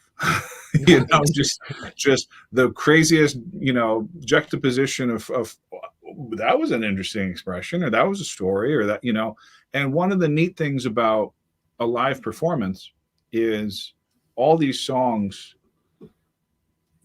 I kind of feel like I'm flipping through the yearbook of my life during the show. Yes. Because every night I get to spend the time with the people I wrote those songs about, or with those moments that I wrote this, or I can think about where I was, or sometimes when I'm singing, I'm not even thinking about that at all. I'm thinking about something completely different. It's muscle memory of the performance part, but it's fun to when you're going through a set list after a 20 to 25 year career, like there's a lot of songs there, and it's like, it rejuvenates yourself and gives the songs new life, and gives you new life in the sense of like, hey, this has been a fun yearbook to flip through. And then, you think like, I enjoyed making that yearbook. Hopefully they're out there enjoying the yearbook. If they all enjoy the yearbook, then, that's a good time for everybody. Bucket list? Are there people you'd love to collaborate with, places you'd like to go, songs? I mean, there are things that, of all these incredible things that I listed off in the beginning that you've done and still do, are there things that you still have yet to do that you want to do, Ted? There's so many things. I mean, one thing I would like, in terms of, if you're going to ask me honestly, bucket list, I would love for the humans on this planet, in this particular solar system, in this galaxy of the giant universe, to come together and actually realize that there's an airborne virus out there right now that is sticking a giant stick in all of our bicycle wheels. And if we were all just responsible and loving towards our fellow, people, we could get over this, and we could get back to traveling and touring and gigging and having fun again. I mean, I've said no to a bunch of live shows. I've said no to a bunch of tours right now, mostly because I'm busy recording here, but also I actually really enjoy traveling. I actually really enjoy playing music in front of people. And it's not fun for me to have to travel in a cocoon and isolate from everybody traveling and worry about who's sick and who's not sick and who's got a mask on and do they have a mask on and do they test. There's a real joy in going out to a performance and being the reason that people are gathering, and you're the thing, and you're the, and it's this real communal. And the fact that that is now, compromised or tainted or borderline dangerous or life. And I have so many friends who have been out on tour who have COVID. I have some friends who went out and died because they were touring. And if I'm not wealthy and successful enough to have the infrastructure of a private plane and a suite at the Four Seasons and an isolated tour bus, but I have a lot of friends in the touring industry right now. The tours that are not getting sick, their rule, if you're the sound guy, if you're the rigger on that tour, you are not allowed anywhere but for the stage and the bus and the plane. And you can't see your friends, you can't see your family. And so there's a lot of 25-year-old people out there who are like, man, I'm out touring with this famous band. Like, I'm joining the pirate ship, because rock and roll is a pirate ship. But they're going out there now saying, this is not for me. I wanted to go out and meet girls and get drunk and be the sound guy for this great band I love. Oh, I have to be wrapped up 24 hours a day and I can't see human beings.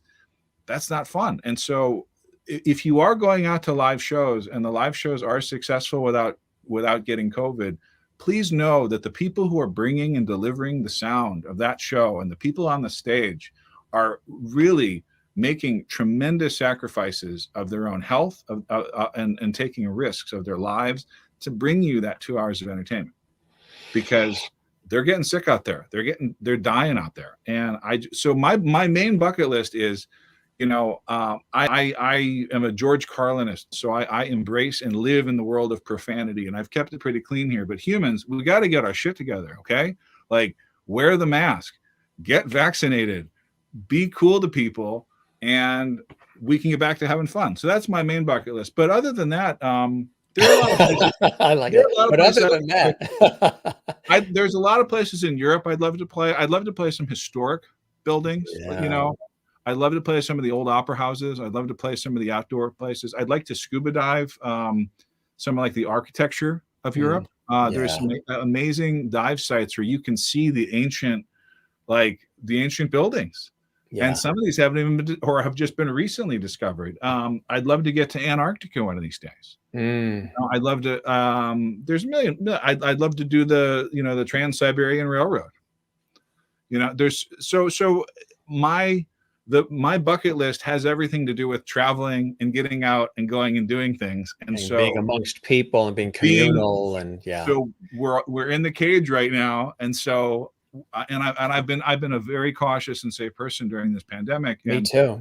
A lot safer than people I know. Because I don't want to get sick, Right, exactly. Well, somebody that agrees with you, that's sort of my sidekick that's here, surrounded by all of these cast of characters we have from television and so much more. Just wanted to say that you were absolutely amazing. He thoroughly enjoyed this, and he said you knocked it out of the park as my special guest today on the Jim Masters Show Live. Mr. George Burns is with us. Yeah, exactly. You'll drink to that. George is with us. I love it. Yeah. Yes, you have God on your side, and there he is with his cigar, and there he is. This came out. I usually tell the story. This was my aunt's, one of my mother's sisters, and my mother's the youngest of 16, big family. And Wow. my aunt collected all kinds of different dolls. And this came out when he was 100. It was like a limited edition collectible. Wow. So I did a nostalgic show a year and a half ago, childhood stuff, all kinds of cool things. Brought him out, audience, the Lovity viewers fell Loved in him. love with him. So now he comes out at the end just to say he really enjoyed himself. Well, it's good to see you, George. I'm glad you're still with us. I'm glad He's you're hanging still out. with us. His eyes look great. He's ready to smoke that cigar and crack a joke. I love it. Absolutely, my friend. This was really fantastic. Jim, this was amazing. Thank you. Kind of like I'm Ralph Edwards. This is your life. When you come back, because we will keep the porch light on, obviously we don't have to go this long. This is just really having a good time getting connected here. But what are some things coming up that you're excited about that you might want to? Again, this is live. If somebody watches this 5 years from now on our YouTube channel, it's old news. But what's coming up that you're excited about now? The big things, I have a single releasing. I'm going to be, if you go to tedwulfers.com, TEDWULFERS.com, if you follow me on Spotify, on Instagram, I'm not really big into the Facebook and Twitter as much. If you, SoundCloud, Bandcamp, if you go to my Bandcamp, there's a lot of merchandise there. Where I will be releasing, if you see this in a year or so, I will probably have 2 or 3 new albums out in that time. This winter, I'm going to be mixing those and getting those ready. So I have a lot of new music coming out in several different genres of music. Some are going to be very jam band. Some are going to be very classical. Some are going to be very rockin'. Some are going to be very folk. And then my Gibson J-45 movie, where there's some really great names. We're trying to get in touch to interview, and just COVID has put the brakes on that. So hopefully that film is out in theaters and in or on television or on the streaming networks sometime in the next couple of years or a year. And so I'm very busy and very proud of those. And hopefully you'll see me somewhere on a stage near you, somewhere in America, Europe, or Asia, or South America, or wherever. I can't wait to get out amongst the people safely, and where we can all actually laugh and play music and have a good time. And but yeah, I've got a lot of music coming out soon, so just stay tuned to Ted Wulfers, tedwulfers.com, the Bandcamp, iTunes, Spotify. Wulfers is a very rare name. Yes, it's an ancient name. It's funny. It's interesting. It's we've traced it back to like German Dutch. It's very Prussian. That whole Prussia area. It's funny that you mentioned Long Island. I did during the pandemic. I was like, well, I might as well get a DNA test, right? There's nothing else to do today. Let's spit in a cup and send it off to a lab. Right. And so it came back that I'm actually my cousin. And I think it's either my 12th or 18th great grandfather. I have to, but was Sir William Alexander. And he was Secretary of State of Scotland, and he was a poet, an Elizabethan era poet. He shared stages with Shakespeare. He shared stages with Queen Elizabeth. He was one of a court poets. He is actually one of the people on the list of, if maybe contributing to Shakespeare. But he was such a well-known poet that when the Church of England was separating and they were putting together the King James Bible, they asked him to edit and to translate some of the Psalms for that. And so he wrote part of the Bible, literally. And then he became Secretary of State of Scotland. And while Secretary of State of Scotland, he founded Nova Scotia, which means New Scotland. Oh, yeah. And while he was in Nova Scotia, he was fighting with the Dutch over a piece of land, which bankrupted him, because he was trying to buy the land or own the land or figure it out, and it bankrupted him. That piece of land was Long Island, and the Dutch ended up with it. He went back to Scotland in shame and died penniless. Wow. And he was this kind of royal writer, poet guy who died penniless, and so that came back in my DNA, which has been a fascinating. So one of the incredible? Things I'm actually going to try to go when it's cool to travel and with gear and stuff, to go to Nova Scotia, and I'm going to write a record and record a record there. That is fantastic. It's amazing when you dig. We have relatives on both sides of the family, and my nephew and godson has been really big into digging, into all of the family history on both sides, and the master's side, my father's side, and then the my mother's side, with her being the youngest of 16 and all. We found, well, my mother knew her grandmother very well, Hilma, who was born in Sweden, Gothenburg, Sweden, and she came over when she was a little girl from Sweden, and they settled in Boston, Massachusetts.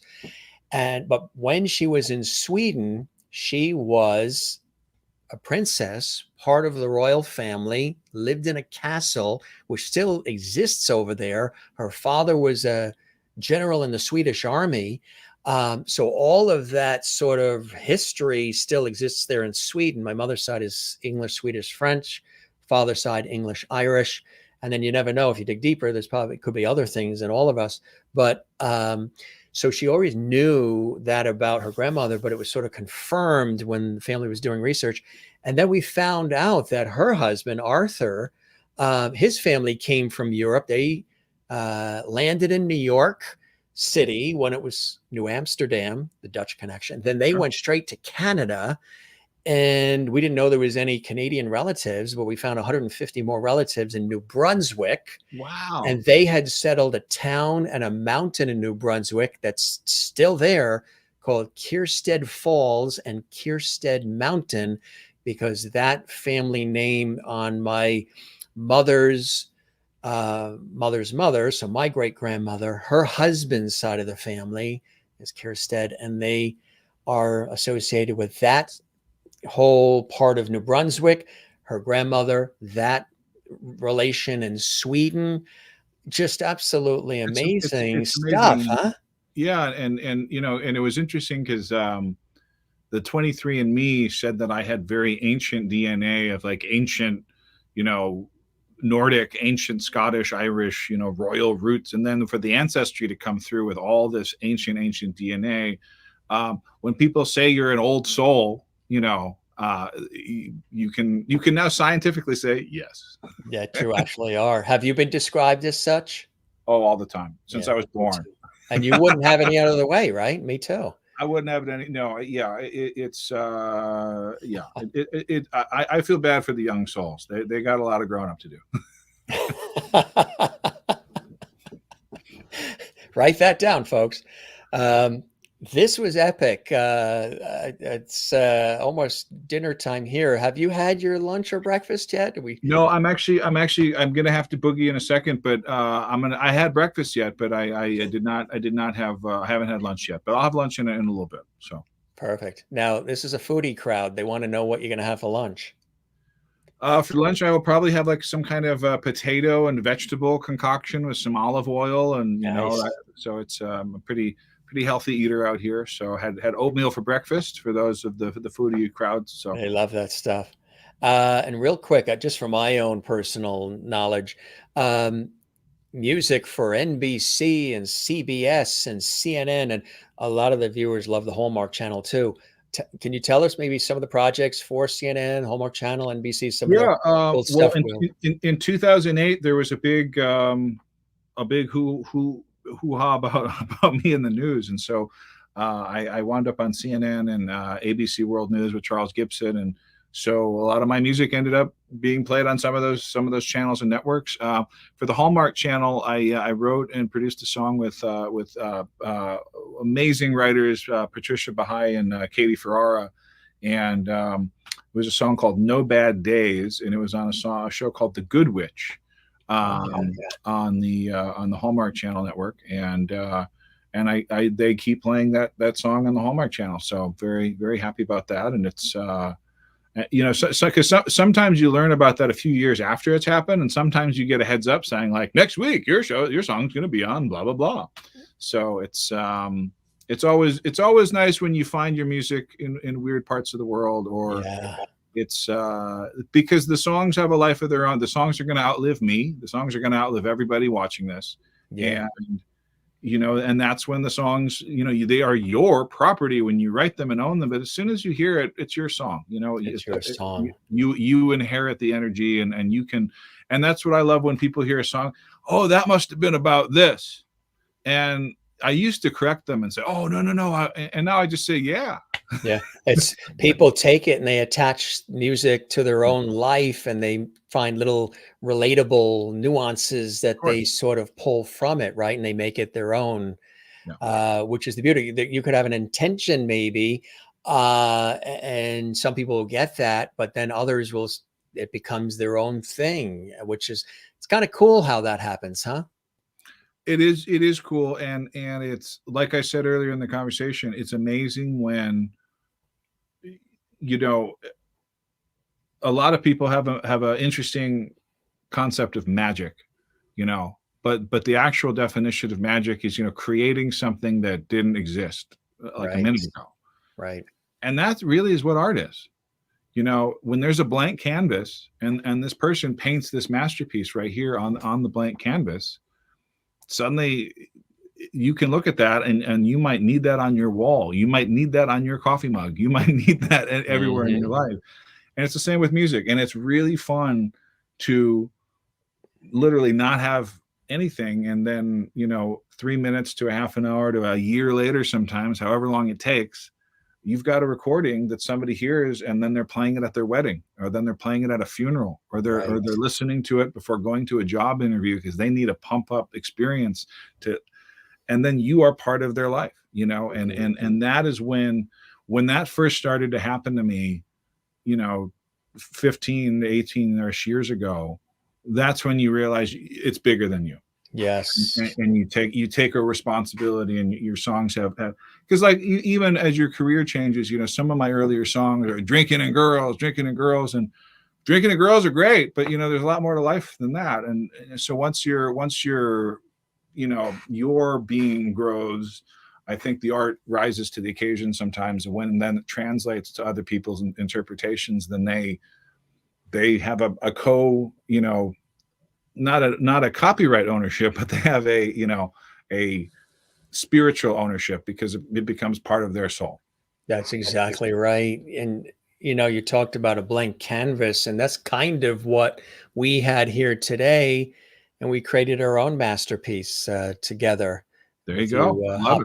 Hopping on the show as my guest, my friend. This was really epic. And you and I said, oh, well, about an hour, we'll probably chat. We'll chat for 10 minutes and we'll hang up on each other and go on with our day. No. Right. You know, we'll text each other. Right. And when I text, it's really funny because I like to spell everything out and write it all out, so I don't have to be asked the same thing 1,000 other times. So I try to give as much as I can in the beginning so the person can take it and go from it.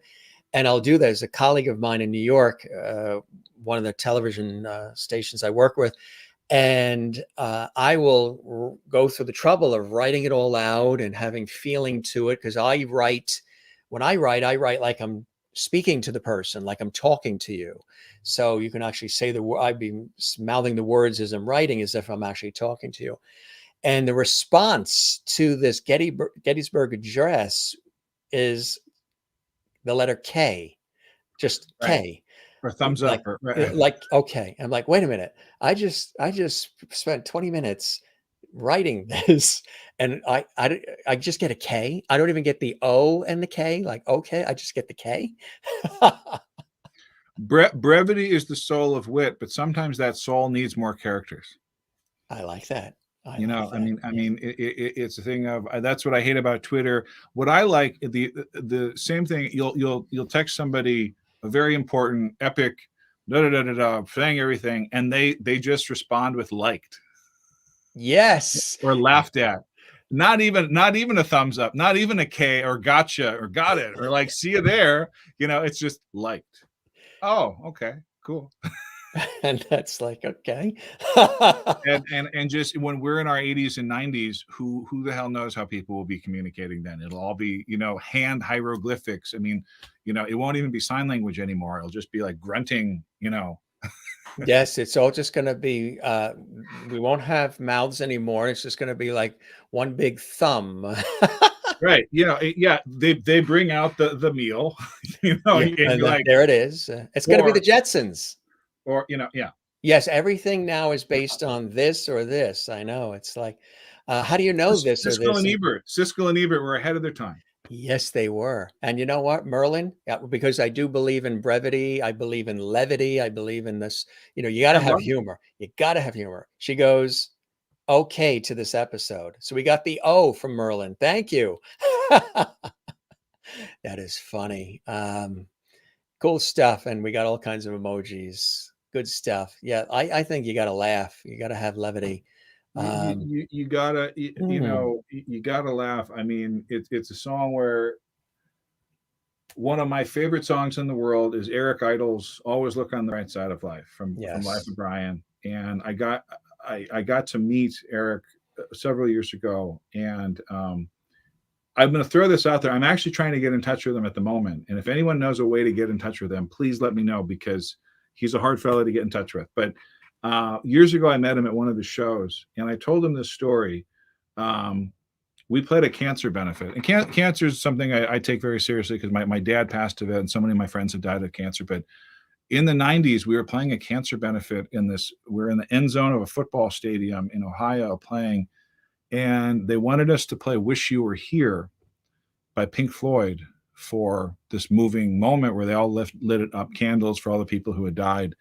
And it was a very moving song, moving moment. And I hadn't written any of the songs of mine that are currently played at funerals and are currently played at memorial services yet in my career yet. And so we're playing "Wish You Were Here," and just everybody's all like sobbing and serious. It's a serious moment. And the head of the festival comes up to me. He's like, "Quick, play something happy, play something funny. Like we need levity, we need an upbeat." And the only thing that came to mind was to play "Always Look on the Bright Side of Life."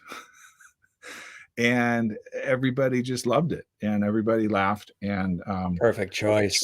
and I told that to Eric, and he was just ear to ear grin, just saying, "Thank you. That's what that song is for." Yeah. Yeah. That song, like when your best day is happening and you are at your happiest, you're Mhm. not to listen to that song. You're to listen to that song in your darkest hour. Exactly right. So it's all about just the ebb and flow of life, And then listen to a cello next, right? Listen to a cello, and then a song in D minor, the saddest of all keys. So Very good, yeah, very good.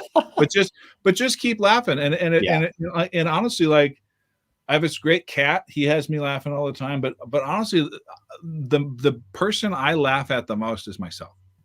Yes. And like, Yes. if you don't find yourself funny, funny, warning.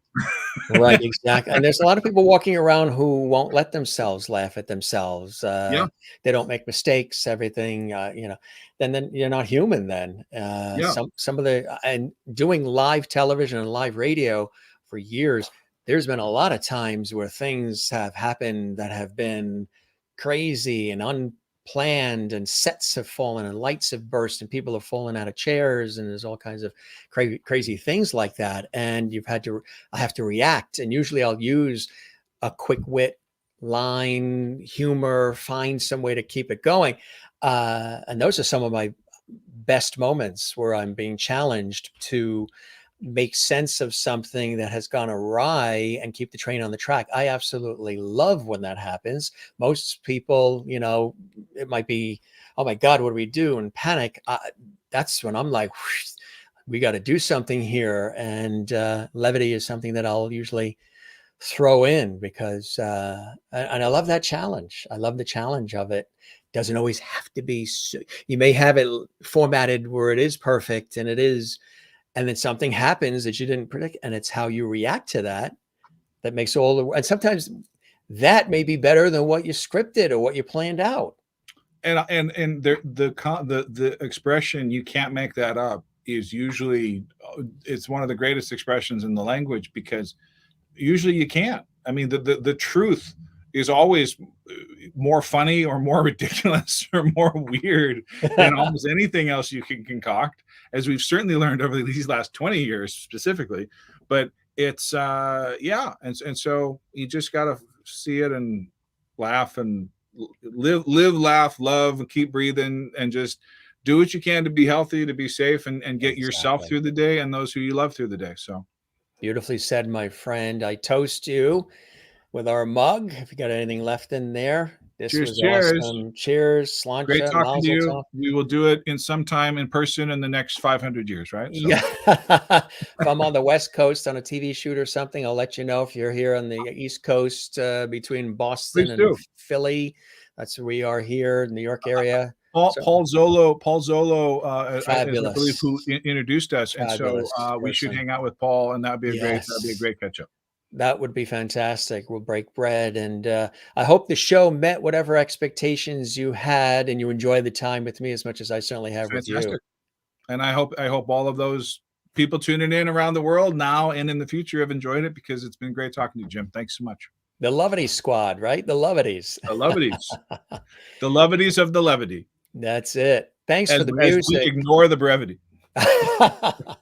Thanks for the music, the authenticity, the honesty, and everything that you've done in your career thus far. We'll look forward to hearing more from you, Ted. And thanks for spending a fair amount of time with us. You and I chatted before, and we said about an hour, about 3 hours and 25 minutes. And That's about does as it long feel? as a typical one of my shows. So I It's guess about a that's show, yeah. But it doesn't feel like it, right? It just not at sort all. of, Feels like yeah. 5 minutes. Yep. Exactly. You take care and be well, and I really appreciate all the time. And we'll chat again soon, my friend. Okay. Thank you, brother. I will see you all next time. See you all on the road somewhere, and much love to all of you. And just be safe and be cool. All right. You take care again. All right. Cheers. See you down the road. Cheers. Bye bye now. Ted Wulfer is right here live from Los Angeles, California, with another one of our epic Jameis live episodes. We just let it roll. You know how it works here on our show. There's a lot of choices out there. There's a lot of things you can be looking at right now on television, listening to on radio, billions of things to look at on the internet and YouTube and everywhere else. It's a very special place we created here, the Jim Masters Show Live. And I'm not just saying that because it's the Jim Masters Show. It's just something that has really started from when I turned those television lights on. It was just me doing what I do as a host and personality, presenter, journalist, the whole bit, chatting to the camera. And then people started wanting to come on the show, guests and the viewers and the interaction. This has really turned into something incredibly special. And I've done so many things in my career at lots of different levels, network level and everything else. This show, this series has just been morphing into something that is a lot of work. Takes a lot of time, blood, sweat, and tears. It's like a full-time job. And I try to balance this with the full-time job that pays the bills in television and radio. But I love every second of this because we just let it roll. And I always ask the guests, how much time do you have? Usually my line is, do you have a jet being fueled or a limo that's idling? So we know to, if there's a certain cap or something. But the guests, they roll and we let it roll. And, if somebody has only 20 minutes, we do 20 minutes. If they have an hour, we do an hour, whatever it is. But when you get into really good conversations like this, we just let it roll. And this is epic stuff. This is really epic stuff. A normal show, an hour, half hour, maybe 20 minutes conversation, usually 15 minutes. When you watch these, you can kick back. These are like almost documentary in style, some of these episodes. And I love it. I love it. I'm a conversationalist. I'm a storyteller. I like making people feel comfortable. I like creating a safe spot so they can emote and share. And sometimes they share things they never thought they were going to, but they know it's a trusted atmosphere. It's safe, a lot of inspiration, entertainment, laughs. I mean, we try to throw as much as we can in this entertainment lifestyle talk show series that we started some 500 episodes ago. And none of this is pre-scripted. None of this is we have a certain format and look to our show, but we don't have pre-prepared questions. When we do have a guest, they don't know what I'm going to ask. The photos, just the visuals, the entertainment. We don't time it like, okay, 18 minutes into the show, we're going to have them perform, or no, it's just all flow. And that's what I love. I love the freestyle nature of what we have created here on the Jim Master Show Live. That's your host and executive producer talking. I hope you guys love what we're doing here. We're building this, even though we've done over 515 episodes or something like that. It's still a work in progress. The YouTube channel that we house these archived episodes on, still growing it. We would love it if you subscribe to it. If you haven't, we'd love it if you have subscribed. You would click the notification bell so you'll be alerted every time we do episodes of all kinds, not just when we have guests, but pop-up shows and so many other things that we do. And tell everybody about our series. Let people know about it. If this is your sweet spot, if this is your Zen place, and many of you have told me that, you've written to me privately in emails and on Facebook messages and Twitter tweets and Instagram and everywhere else, that you really come to this place as Lovety Hall, as your Zen place. I really appreciate that too. That means a world to me, the world to me. Share that feeling with others. You don't have to go on top of Mount Everest with a bullhorn, although I know some of you would, because you really care about what we do here. You support our show, you love it, and you're always here. You're always here as much as you can be. We realize not everybody can be here live, but those of you that are watching this later on in the archives, we thank you so very much too, viewing this, viewing other episodes. I encourage you to stay right here on our YouTube channel, Jim Masters TV, and check out one of the other episodes that's up next. Another episode, previous episodes that we've done. If you've missed any of the cool episodes of the Jim Master Show Live, check them all out. They're just as great when they're not live. You know, we do them live and then they're archived when you watch them back. I know many of you watch some of these episodes more than once too. And I love that. Archive time. Yes. Thank you very much, Toby. And yes, we've got a couple of guests. Randy Newman would be a great guest. Toby. Absolutely. Hugs to you, Merlin, and anybody that's watching. I realize there's a lot of people that watch our show that don't comment live. You just want to kick back and you just want to watch. We appreciate that. I celebrate those who watch live, but I also celebrate those of you who are watching right now who are not commenting during live chat. That's perfectly fine. We know you're there. We appreciate you. And those who will watch this episode an hour from now, or 6 months from now, or 5 years from now, we thank you so much as well, because your viewership, your support of what we're doing here, subscribing to the channel, all these things that you guys do, it means the world. So I have a very busy daytime schedule, and we try to fit in family time and life and everything else, because this show has become a major, major thing. But I love it. And I know you guys do as well. Dana in Ontario, one of our newest loveties. It's nice to have you here, Dana. Thank you very much for being part of our show. Hope you subscribe if you already have. Thank you very much. Spread the word to everybody you know about this cool place we call the Jim Master Show Live Entertainment Lifestyle Talk Show series. It was great having you here. Christine in North Carolina. Thanks, Jim, for this epic conversation with Ted today. Birthday celebration dinner. That's right. It's your birthday as well. I think it's tomorrow, right? It's tomorrow.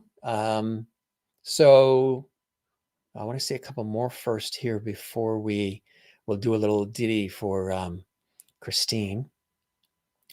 I think there was a couple of birthdays, right, recently, if I don't remember correctly, because it's been a very busy week. Yesterday we posted on Facebook this fantastic martini that we had. It was a very busy day yesterday. I was hoping to do a pop-up show yesterday, but I was so straight out with my professional work. And then we had to tend to some behind the scenes production for this series. Any of you that know Another World, remember the soap opera? The gentleman who played Cass is going to be with us. on Wednesday. And then we've got another guest Wednesday night. We've got 2 guests on Wednesday. Anais is here watching from France. Thank you. Good to see you, Anais. I hope I say that name correctly. I think authenticity makes this show so great to watch, like a real talk between friends. Perfect. That's what this is. I'm the host, executive producer, but I like to bring everybody in. I do this show for you, me, us, not just for me to have a place to pontificate. It's this particular series, the Jim Masters Show Live, and we are working on a new series too, something with a different bent to it, very inspirational as well. This is inspirational. We're working on some other cool things on Jim Masters TV, so look for that. But this is for we. This is, I'm a we guy. Thank you for those kind words there, Nias in France. Hugs to you, Merlin in Canada. And yes, Randy Newman says, we love it. And ABC, the television network, used to do a promo called ABC, We Love It. And they played, it was that LA, right? We Love It. That was a sort of a take on the Randy Newman song. You're very welcome, Dana. And thank you very much for the thumbs up there, Merlin and Kathleen. Thank you, Jim. You're awesome. We still have the box. We still have to open the box. Kathleen, we haven't done that yet. And we still have a new cast of character that we're going to try to slip in as well.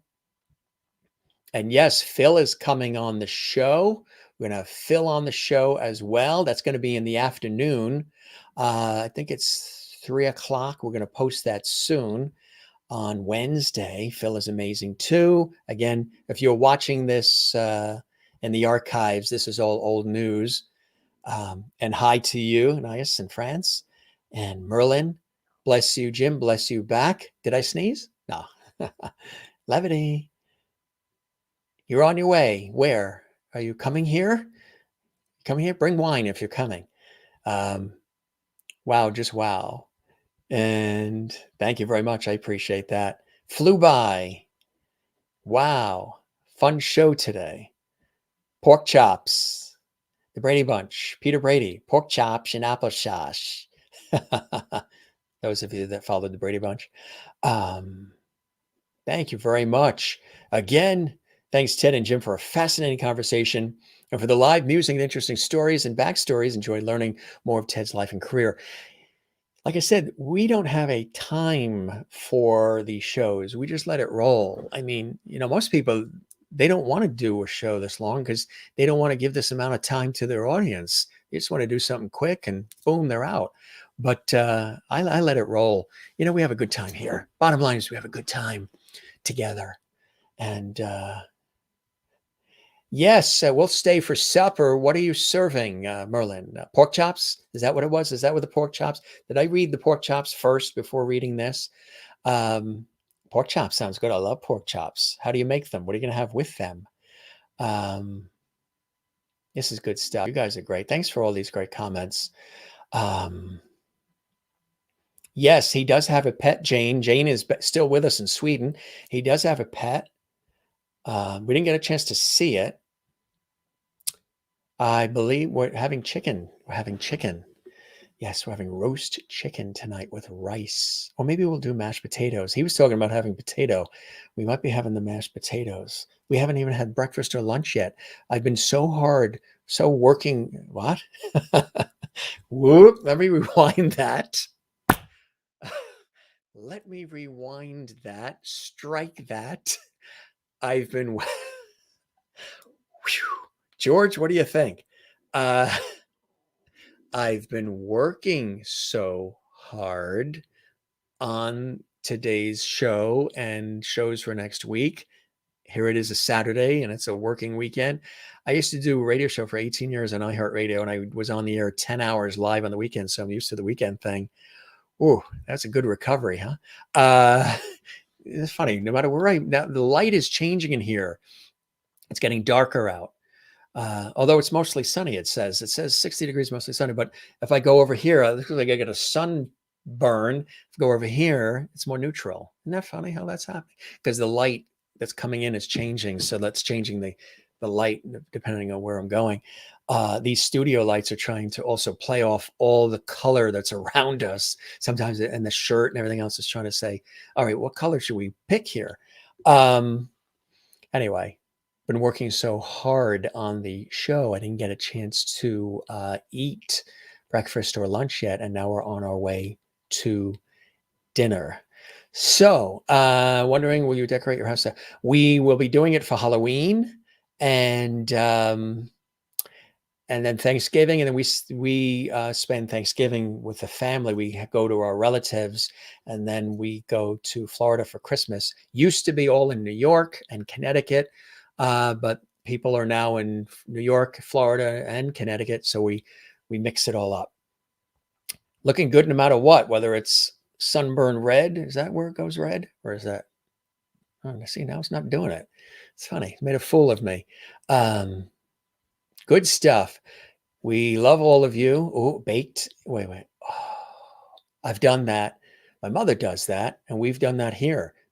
The pork chops baked in mushroom soup. Delicious. That is really good. That's good, Merlin. That's a good thumbs up dinner. What are you going to have with it? Potatoes or rice or just have the meat? That's a wrap. You got it, Toby. That's a wrap. We are starving. We are starving. Gang, thanks for all the great comments. And it is Christine's birthday. She's thanking all of the lovities, of course. And you love this, Jane. Thank you very much. Hope you're doing well. And again, anybody who's sent an email, I'm trying to catch up on those. I get a lot of emails in my professional job, like a lot of them, about 110 a day. So we're going through the professional stuff, and then we're going through the stuff with the Jim Masters show, and then there's a ton of them there as well. So we're trying to get back to everybody. If you've sent an email, thank you very much. Duly noted, and I'm going to be trying to respond this week to everybody. Cheers, man. Great show. Thanks, Dana. Love it. Spread the word. Tell all your friends about our show. All right, so it's Christine's birthday tomorrow, and anybody else that is having a birthday this weekend or the last couple of days, we all wish you and toast you with a happy birthday. So let's see, we'll sing a happy birthday. I think we did this a year ago for Christine too, right? We'll sing a happy birthday for Christine. Now, I've been talking for hours and I haven't prepared my voice, but we shall do it. And will you join me in I should have had Ted do it too. Join me in a rendition. Have a great night, Jim. Enjoy your day tomorrow. Have a good weekend. Good night. All and hugs. You too, Kathleen. And yours is yours the 30th? Yeah, I remember from last year, right? It's really amazing how quickly the year goes by, right? Cheers, everyone. Be safe, and you're having veggies. Nice. All right, so let's do a happy birthday for Christine Clifton in North Carolina. What show is going to do this for you of the shows that are out there? It's something exclusive we do here on the show when we can. I got to get on Cameo too. Everybody, all my colleagues tell me I got to get on Cameo. So the public at large can have the same thing happen. Yes, you did last October. I certainly remember it. So many birthdays in the autumn. We're thinking about, a lot of people have told us we should do a Patreon too, because of everything that we put into this show. We haven't done that yet. We've toyed with the idea of, that would be so fantastic. We're thinking about that. That would help support all of the, everything we do with the show, the expense of everything. But that's something we're thinking about. So let's do that. 3, 2, 1. Happy birthday to Christine. 3, 2, 1. Happy birthday to you. Happy birthday to you. Happy birthday, dear Christine in North Carolina.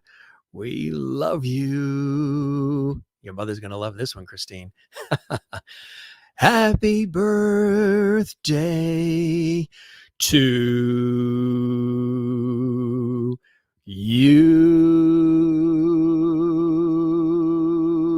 There you go, Christine. I didn't even get a chance to warm up, and we did it for you. Happy birthday to Christine in North Carolina.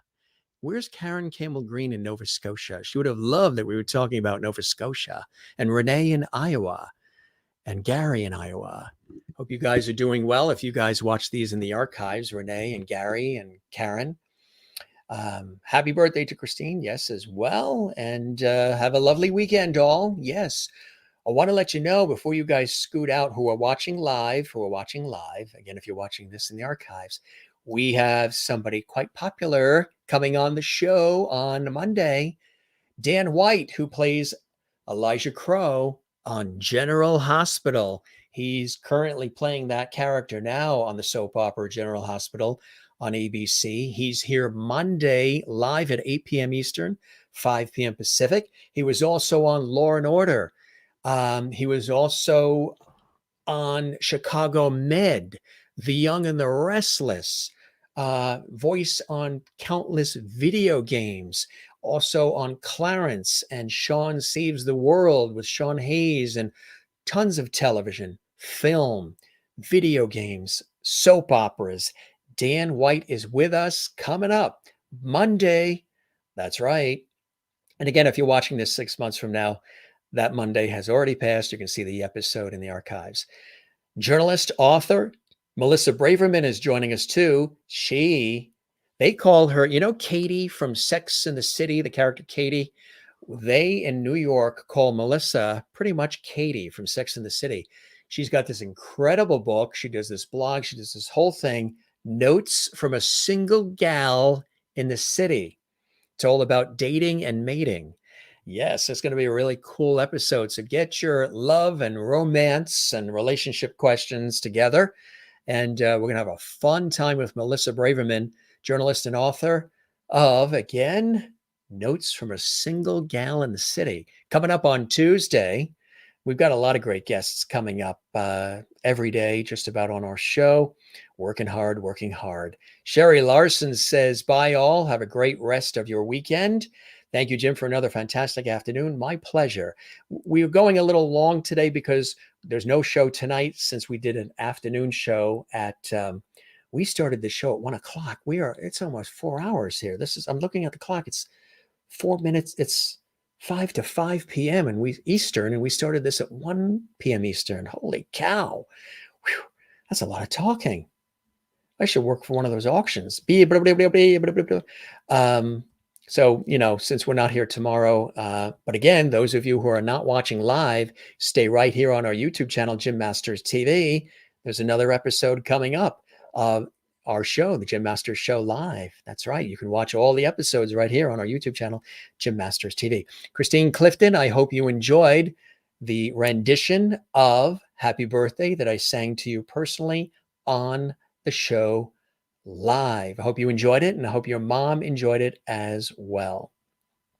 Toby says, have a lovely weekend, all. You too as well. And everybody watching live, and those of you who will be watching in the archives as well. All right, so happy birthday to Christine and anybody else whose birthday came along and is coming along this weekend. Christine, we hope you enjoyed the happy birthday, and we hope you enjoy your birthday tomorrow. I think you're starting to celebrate this week. And to let you guys know, we are going to be doing a fun Halloween thing, Halloween weekend, which is next weekend. So we're trying to decide whether to do it on Saturday night, the 30th, or on Halloween itself, the 31st. Halloween this year, it's 2021 at the time of this broadcast.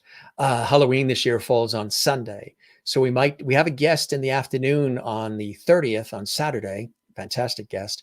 So we're not sure if we're going to do two shows and do another one, which will be a Halloween show on Saturday, the 30th of October, or if we're going to do a Sunday actual Halloween show. But it's going to be fun because it's going to be a Halloween costume party.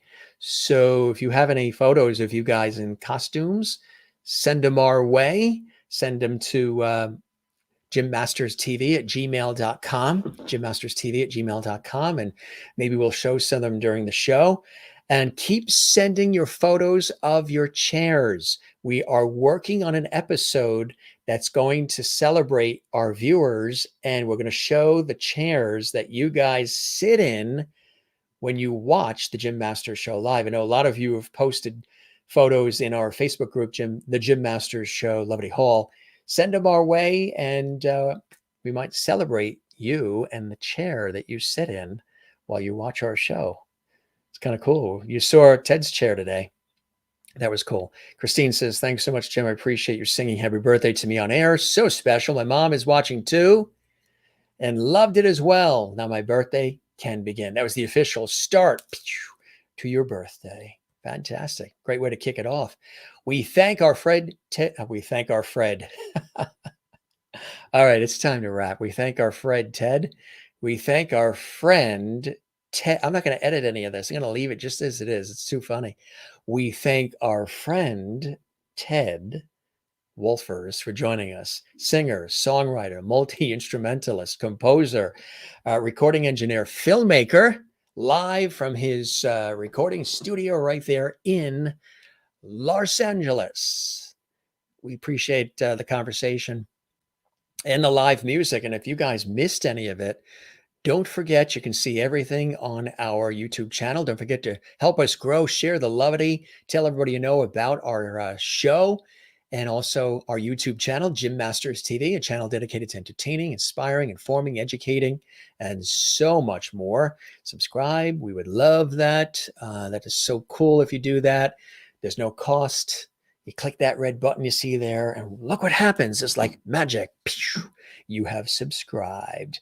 Appreciate that. And also, if you can we'd love it if you like this episode.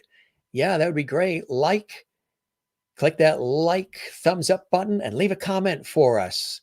We would love it if you leave a comment for us as well, because then YouTube sees that and they blast this out even further. Yeah, we need to go eat. We need to go eat. Fred, Ted, you're welcome. Thanks to all the lovelies for the birthday wishes and cake. And we all need to go eat. So you guys are the best. We have the best audience on YouTube. You really are amazing. The ones that watch live, the lovelies, those of you that watch later on, we thank you so very much.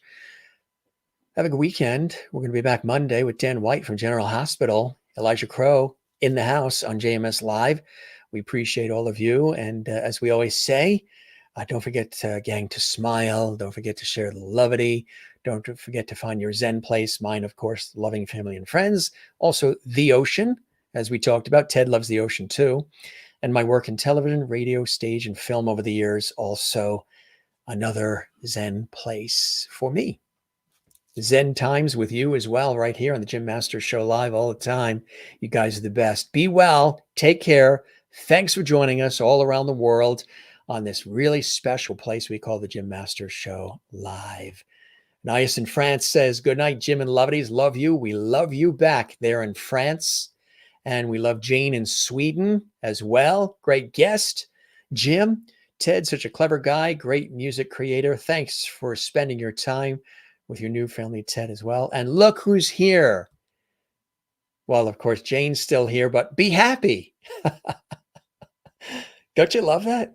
Don't you I love that. It's one of my favorite profile photos on YouTube. And it's just be happy, smile, 2 smiles, and look at the happy smile face, the smile face. I mean, how do you top that? I mean, we love that Be Happy is a fan of the Jim Masters Show live, loves the Jim Masters Show live, hopefully subscribes to the YouTube channel, and wraps it up with a Be Happy smile. I mean, that couldn't have topped it any better. Yes. Hi, be happy. That's right. That's a good way to wrap it up. Be happy. From Jim Masters and from Be Happy. Tops it. And Kathleen as well, with her smooches. All right, gang, we got to go. We're starving. I haven't eaten anything today. I work hard for you guys. We love you all. So manja to everybody. I know some of you, it's late in the evening. Thanks for the time, gang. You guys are the best. We're going to get this into 4 hours. I can't believe this. This is sort of like double levity. It's almost like 2 shows in one here, because we're not here tomorrow again for the live crowd.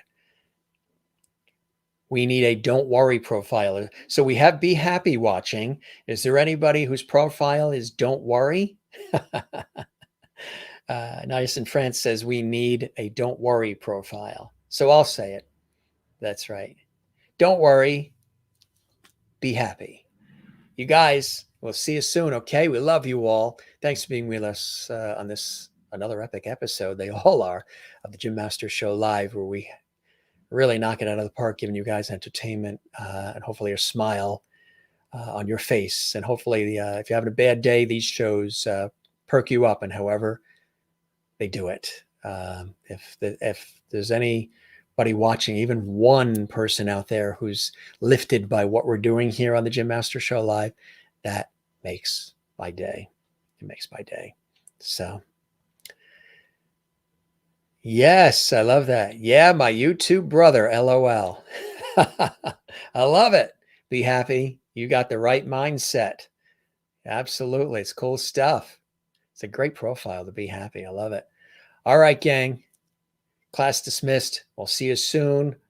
Next episode, Monday. For those live, those who are watching this again, not live, stay right here on Jim Masters TV. And you can see another episode of our series coming up right now on our YouTube channel, Jim Masters TV. So stay right here. The comments are still coming in. That's why we haven't wrapped yet. Christine says, JMS Live is full of levity. Thanks, Jim. My pleasure. To all of you, go eat. See you later. They look out for me here. You guys look out for me. Yes, I'm going to go real soon if I don't eat. Only the best on JMS, as we always say. Take care, gang. Keep smiling and be happy. Love you all. And that's a wrap. Your host, Jim Masters, thanking you for your time this time. Till next time, right here on the Jim Masters Show Live. Take care and be well. We love you all. Tell everybody about our show. We'd love if you did that. Cheers.